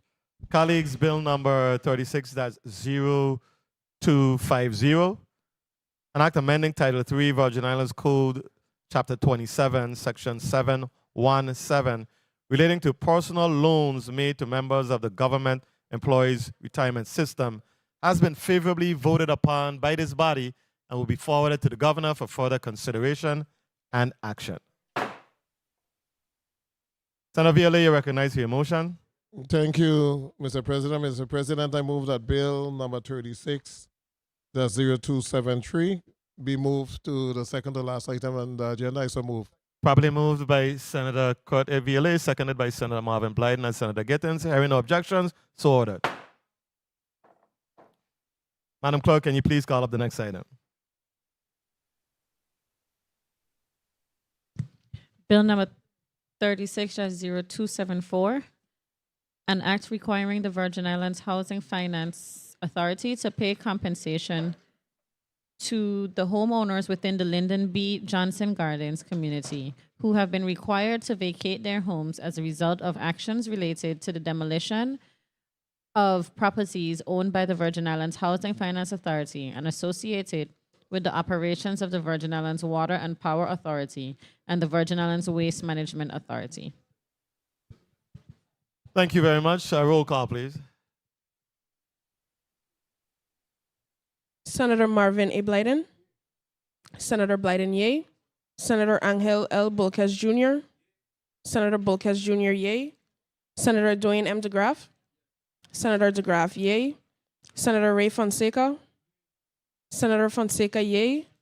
Senator Novell E. Francis Jr. Senator Francis Jr., yay. Senator Alma Francis Heiliger. Senator Francis Heiliger, yay. Senator Hubert L. Frederick. Senator Frederick, yay. Senator Kenneth L. Gittins. Senator Gittins, yay. Senator Maurice C. James. Senator James, yay. Senator Franklin D. Johnson. Senator Johnson, yay. Senator Carla J. Joseph. Senator Joseph, yay. Senator Clifford A. Joseph Sr. Senator Joseph Sr., yay. Senator Avery L. Lewis. Senator Lewis, yay. Senator Milton E. Potter. Yes. Senator Potter, yay. Senator Kurt A. Viale. Senator Viale, yay. Mr. President, you have 15 yeas. Thank you very much, Madam Clerk. Colleagues, Bill number 36-0274, an act requiring the Virgin Islands Housing Finance Authority to pay compensation to the homeowners within the Lyndon B.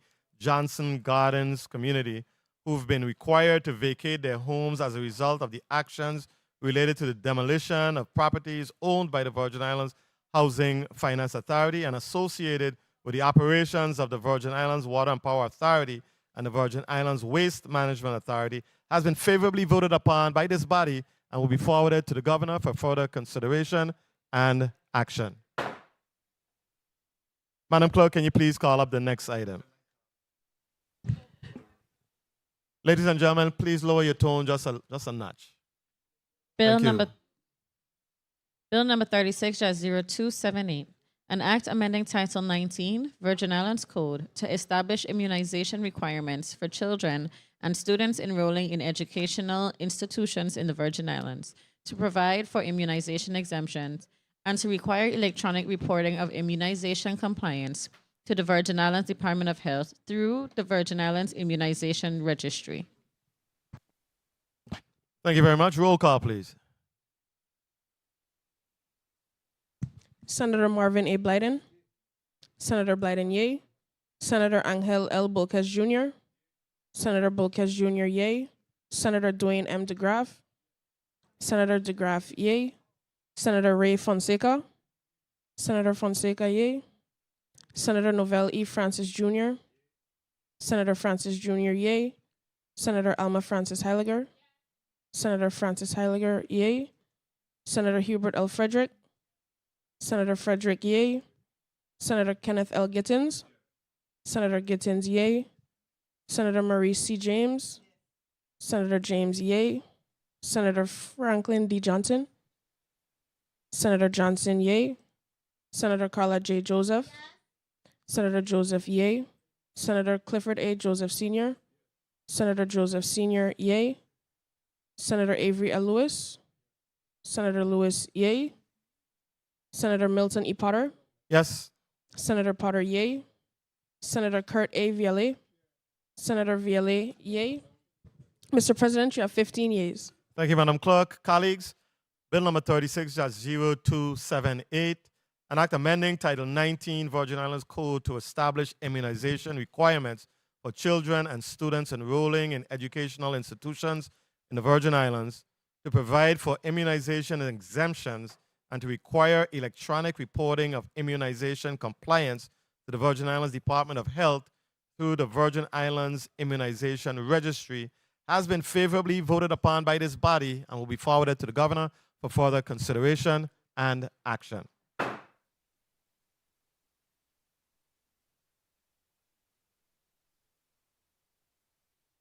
Madam Clerk, can you please call up the next item? Bill number 36-0279, an act amending Title III Virgin Islands Code by creating the position of Women Veterans Coordinator within the Office of Veterans Affairs. Thank you. Roll call, please. Senator Marvin A. Blyden. Senator Blyden, yea.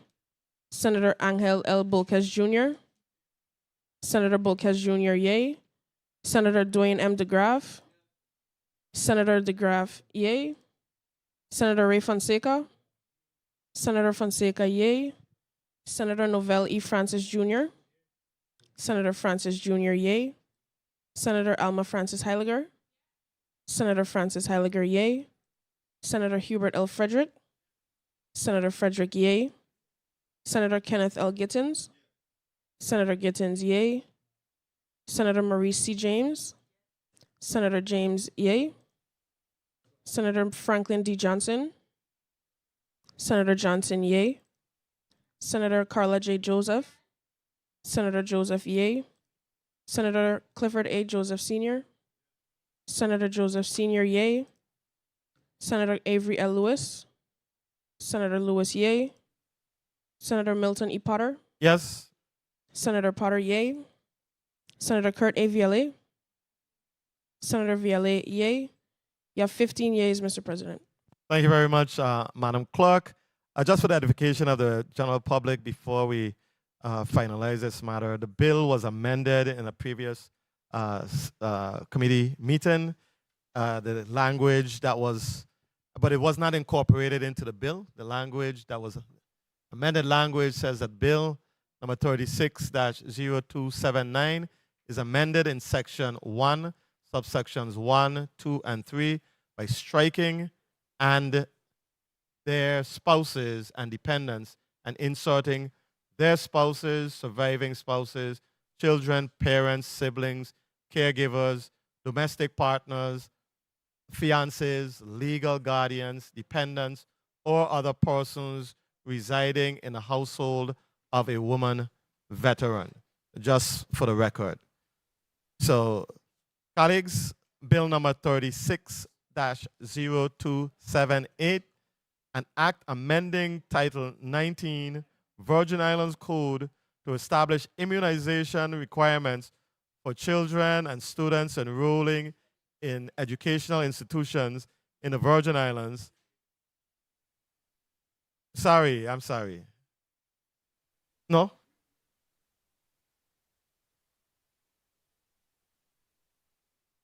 Okay, yeah, that's right. We're just giving you the information for the previous bill, though, right? Okay. Sorry, bill number 36-0279, an act amending Title III Virgin Islands Code by creating the position of Women Veterans Coordinator within the Office of Veteran Affairs, has been favorably voted upon by this body and will be forwarded to the governor for further consideration and action.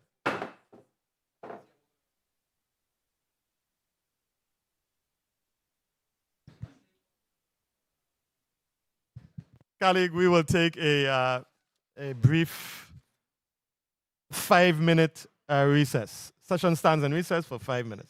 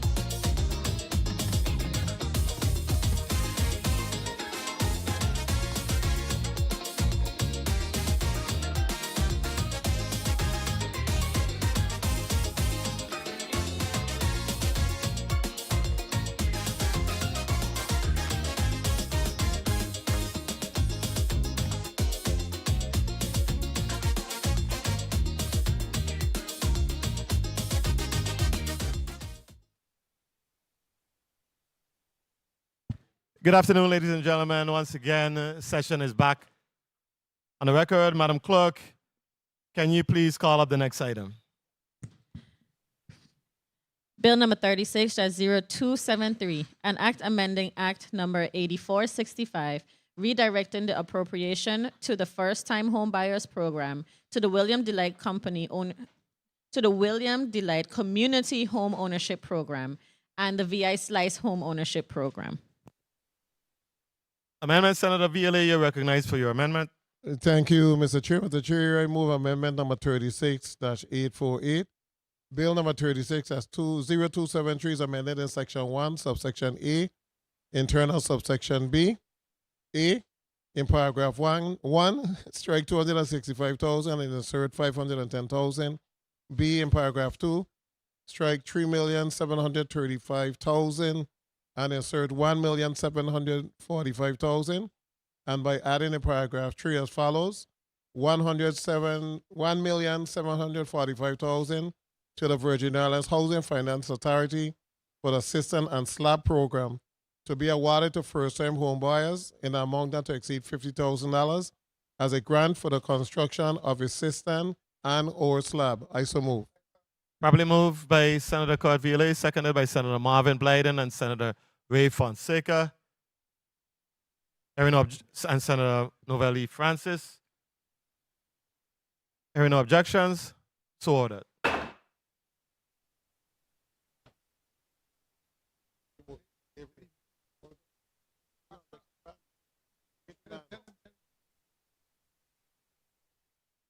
Colleagues, please provide your amendments to legal counsel. Madam Clerk.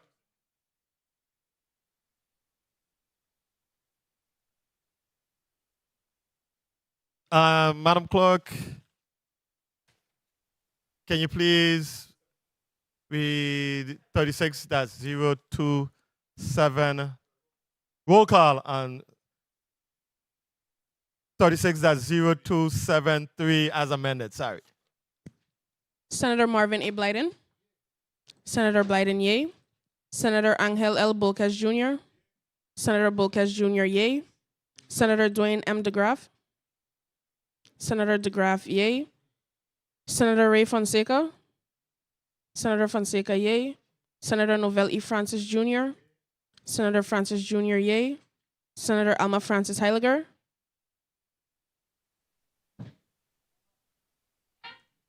Senator Francis Heiliger, yay. Senator Hubert L. Frederick. Senator Frederick, yay. Senator Kenneth L. Gittins. Senator Gittins, yay. Senator Marie C. James. Senator James, yay. Senator Franklin D. Johnson. Senator Johnson, yay. Senator Carla J. Joseph. Senator Joseph, yay. Senator Clifford A. Joseph Sr. Senator Joseph Sr., yay. Senator Avery L. Lewis. Senator Lewis, yay. Senator Milton E. Potter. Yes. Senator Potter, yay. Senator Kurt A. Viola. Senator Viola, yay. Mr. President, you have 15 yeas. Thank you, Madam Clerk. Colleagues, Bill number 36-0273, an act amending Act number 8465, redirecting the appropriation to the first-time home buyers program to the Williams Delight Community Home Ownership Program and the Virgin Islands VI Slice Home Ownership Program, as amended, has been favorably voted upon by this body and will be forwarded to the Governor for further consideration and action. Madam Clerk, can you please call up the next item? Here. Bill number 36-0344, an act providing an appropriation to the Virgin Islands Department of Public Works for the repair, renovation, or removal of the pedestrian bridge located in the vicinity of the Western Cemetery and the former Adelita Concrine Junior High School.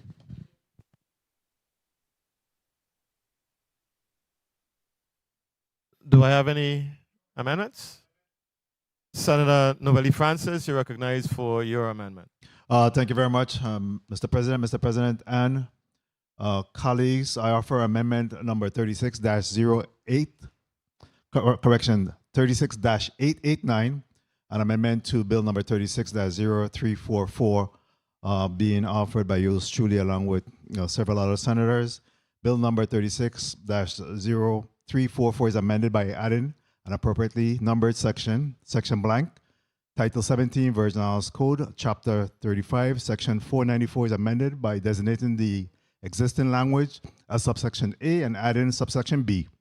B, the Office of Management and Budget shall make 4 equal allotments of the annual appropriation to be dispersed quarterly by the Department of Finance, with the disbursements not later than October 30th, December 30th, March 30th, June 30th of each fiscal year. I so move.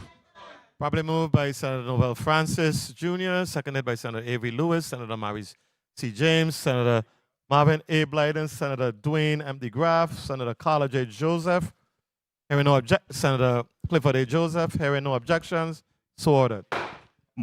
Grievance, being amendment. Senator Noel Francis, you're recognized for your amendment. Thank you. Mr. President and colleagues, I offer amendment number 36-881, an amendment to bill number 36-0344, being offered by yours truly, Senator Noel E. Francis Jr. Bill number 36-0344 is amended by adding an appropriately numbered section blank. Act number 9035, bill number 36-0174, section 1 is amended as follows. A, in Center Miscellaneous Organization FY 2026, in line item DPNR, Frenchtown Heritage Museum, strike Frenchtown Heritage Museum and insert Frenchtown Civic Organization, Inc. And B, in General Fund, NL, in line item M 1242, Carolyn Adams Scholarship, strike Carolyn Adams Scholarship and insert Caroline Felicia Adams Aviation Scholarship. I so move. Properly moved by Senator Noel E. Francis Jr., seconded by Senator Croix, Senator Marvin A. Blyden, Senator Dwayne M. DeGraff, Senator Carla J. Joseph, Senator Avery Lewis. Hearing no objections, so ordered. Senator Clifford A. Joseph, you're recognized for your amendment. Thank you, Mr. Chair and colleagues. I move amendment number 36-859 to bill number 36-0344. Bill number 36-344 is amended by adding the following appropriately numbered section. Section A, section blank, Act number 9113, bill number 36-0144, section 3 is amended as follows. 1. In eternal section 451, strike paragraph Q and insert Q. Large capacity magazine means any magazine, belt, box, drum, tube. Senator Avery Lewis, feed. you're recognized for your motion. Thank you, Mr. Chairman. Mr. Chairman, I move. Yes, that. Oh, sorry. I apologize. Thank you, Mr. Chairman. Mr. President, I move to waive the reading of amendment, the balance of the reading of amendment number 36-859. I so move. Properly moved by Senator Avery Lewis, seconded by Senator Ray Fonseca, objected to by Senator Carla J. Joseph, Senator Franklin D. Johnson. Thank you. I think that's it. Roll call. Senator Marvin A. Blyden. Senator Blyden, yay. Senator Angel L. Bulkes Jr. Senator Bulkes Jr., yay. Senator Dwayne M. DeGraff. Senator DeGraff, nay. Senator Ray Fonseca. Senator Fonseca, yay. Senator Noel E. Francis Jr. Senator Francis Jr., yay. Senator Alma Francis Heiliger. Senator Francis Heiliger, yay. Senator Hubert L. Frederick. Senator Frederick, yay. Senator Kenneth L. Gittins. Senator Gittins, yay. Senator Maurice C. James. Senator James, yay. Senator Franklin D. Johnson. Senator Johnson, yay. Senator Carla J. Joseph. Senator Joseph, nay. Senator Clifford A. Joseph Sr. Yes. Senator Joseph Sr., yay. Senator Avery L. Lewis. Senator Lewis, yay. Senator Milton E. Potter, Yes. Senator Potter, yay. Senator Kurt A. Viale, Senator Viale, yay. Mr. President, you have 13 yeas, 2 nays. Please, thank you, Madam Clerk. Please change Senator DeGraff's vote to yes. Senator DeGraff, yay. Mr. President, you have 14 yeas, 1 nay. Thank you very much. I so move. Second, hearing no objections, so ordered. Senator Angel Bolquez, you're recognized for your amendment. Thank you, Mr. President. Mr. President, colleagues, I move amendment number 36-702, amendment to bill number 36-0344. Bill number 36-0344 is amended by inserting an appropriately numbered section that reads section blank. Title 33 Virgin Islands Code, Chapter 89, Subchapter 1, Section 2494A. Subsection 4 is amended by striking Committee on Housing, Parks, and Recreation and inserting the appropriate legislative committee of jurisdiction wherever it appears. I so move. Properly moved by Senator Angel Bolquez, seconded by Senator Carla J. Joseph and Senator Marvin A. Blyden. Having no objections, so ordered. Amendment. Senator Bolquez, you're recognized for your amendment. Thank you very much, Mr. President. Mr. President and colleagues, I move amendment number 36-872. Amendment to bill number 36-0344. Bill number 36-0344 is amended by adding the following appropriately numbered section. Section blank. Act number 8898, Section 2 is amended by striking 2026 and inserting 2028. I so move. Properly moved by Senator Angel L. Bolquez Jr., seconded by Senator Carla J. Joseph and Senator Clifford A. Joseph and Senator Hubert L. Fredericks. Hearing no objections, so ordered. Senator Dwayne DeGraff, you're recognized for your amendment. Thank you, Mr. Majority Leader. Thank you, Mr. President. I move amendment number 36-915. Amendment to bill number 36-0344. Bill number 36-0344 is amended by adding the following appropriately numbered section. Section blank.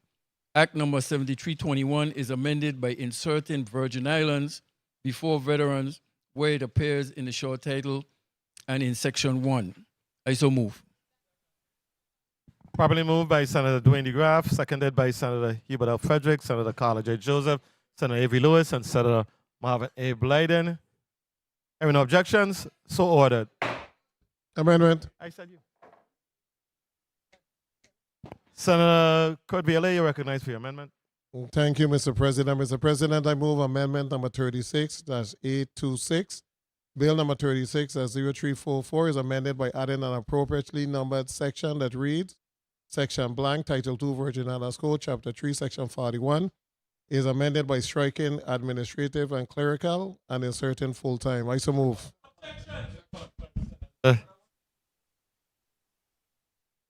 Seconded by Senator Avery Lewis, Senator Ray Fonseca.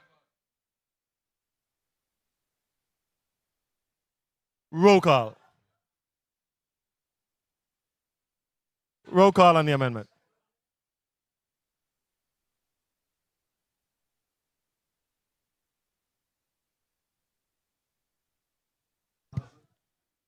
Senator Marvin A. Blyden.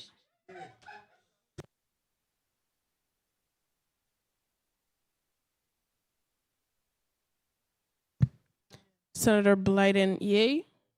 Senator Angel L. Bolquez Jr. Senator Bolquez Jr., yay.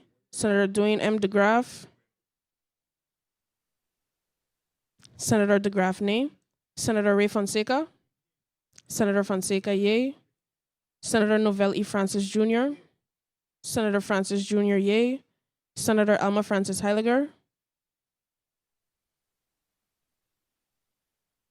Senator Francis Heiliger not voting. Senator Hubert L. Frederick. Senator Frederick, yay. Senator Kenneth L. Gittins. Senator Gittins, yay. Senator Maurice C. James. Senator James, yay. Senator Franklin D. Johnson. Senator Johnson, yay. Senator Carla J. Joseph. Senator Joseph not voting. Senator Clifford A. Joseph Sr. Senator Joseph Sr., yay. Senator Avery L. Lewis. Senator Lewis, yay. Senator Milton E. Potter. Yes. Senator Potter, yay. Senator Kurt A. Viale. Senator Viale, yay. Mr. President, you have 12 yeas, 1 nay, 2 not voting. Thank you very much. Motion carries. Amendment carries. Any further amendments? Yes. Committee will stand in recess for 3 minutes.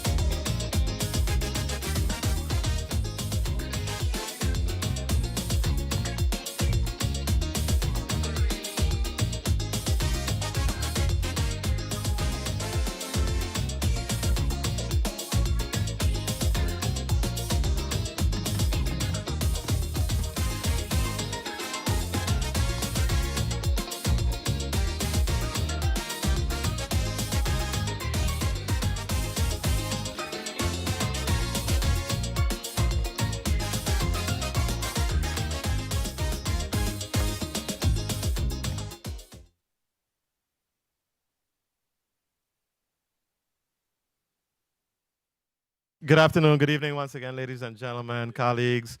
The session is back. On the record, do we have any amendments? Senator Violet, you're recognized for your amendment. Thank you, Mr. President. Mr. President, I move amendment number 36-923.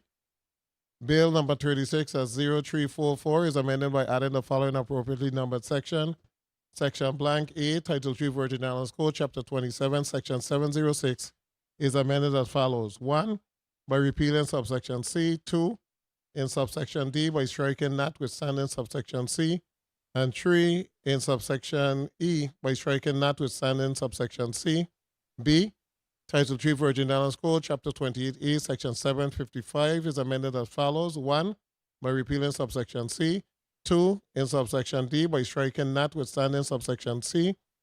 3, in subsection D by striking paragraph 3 and inserting 3, except for a retired member who re-enters government service as a nurse, teacher, or police officer, a retired member may not re-enter government service earlier than 9 months after the date of the member's retirement. And 4, in subsection E by striking notwithstanding subsection C. I so move.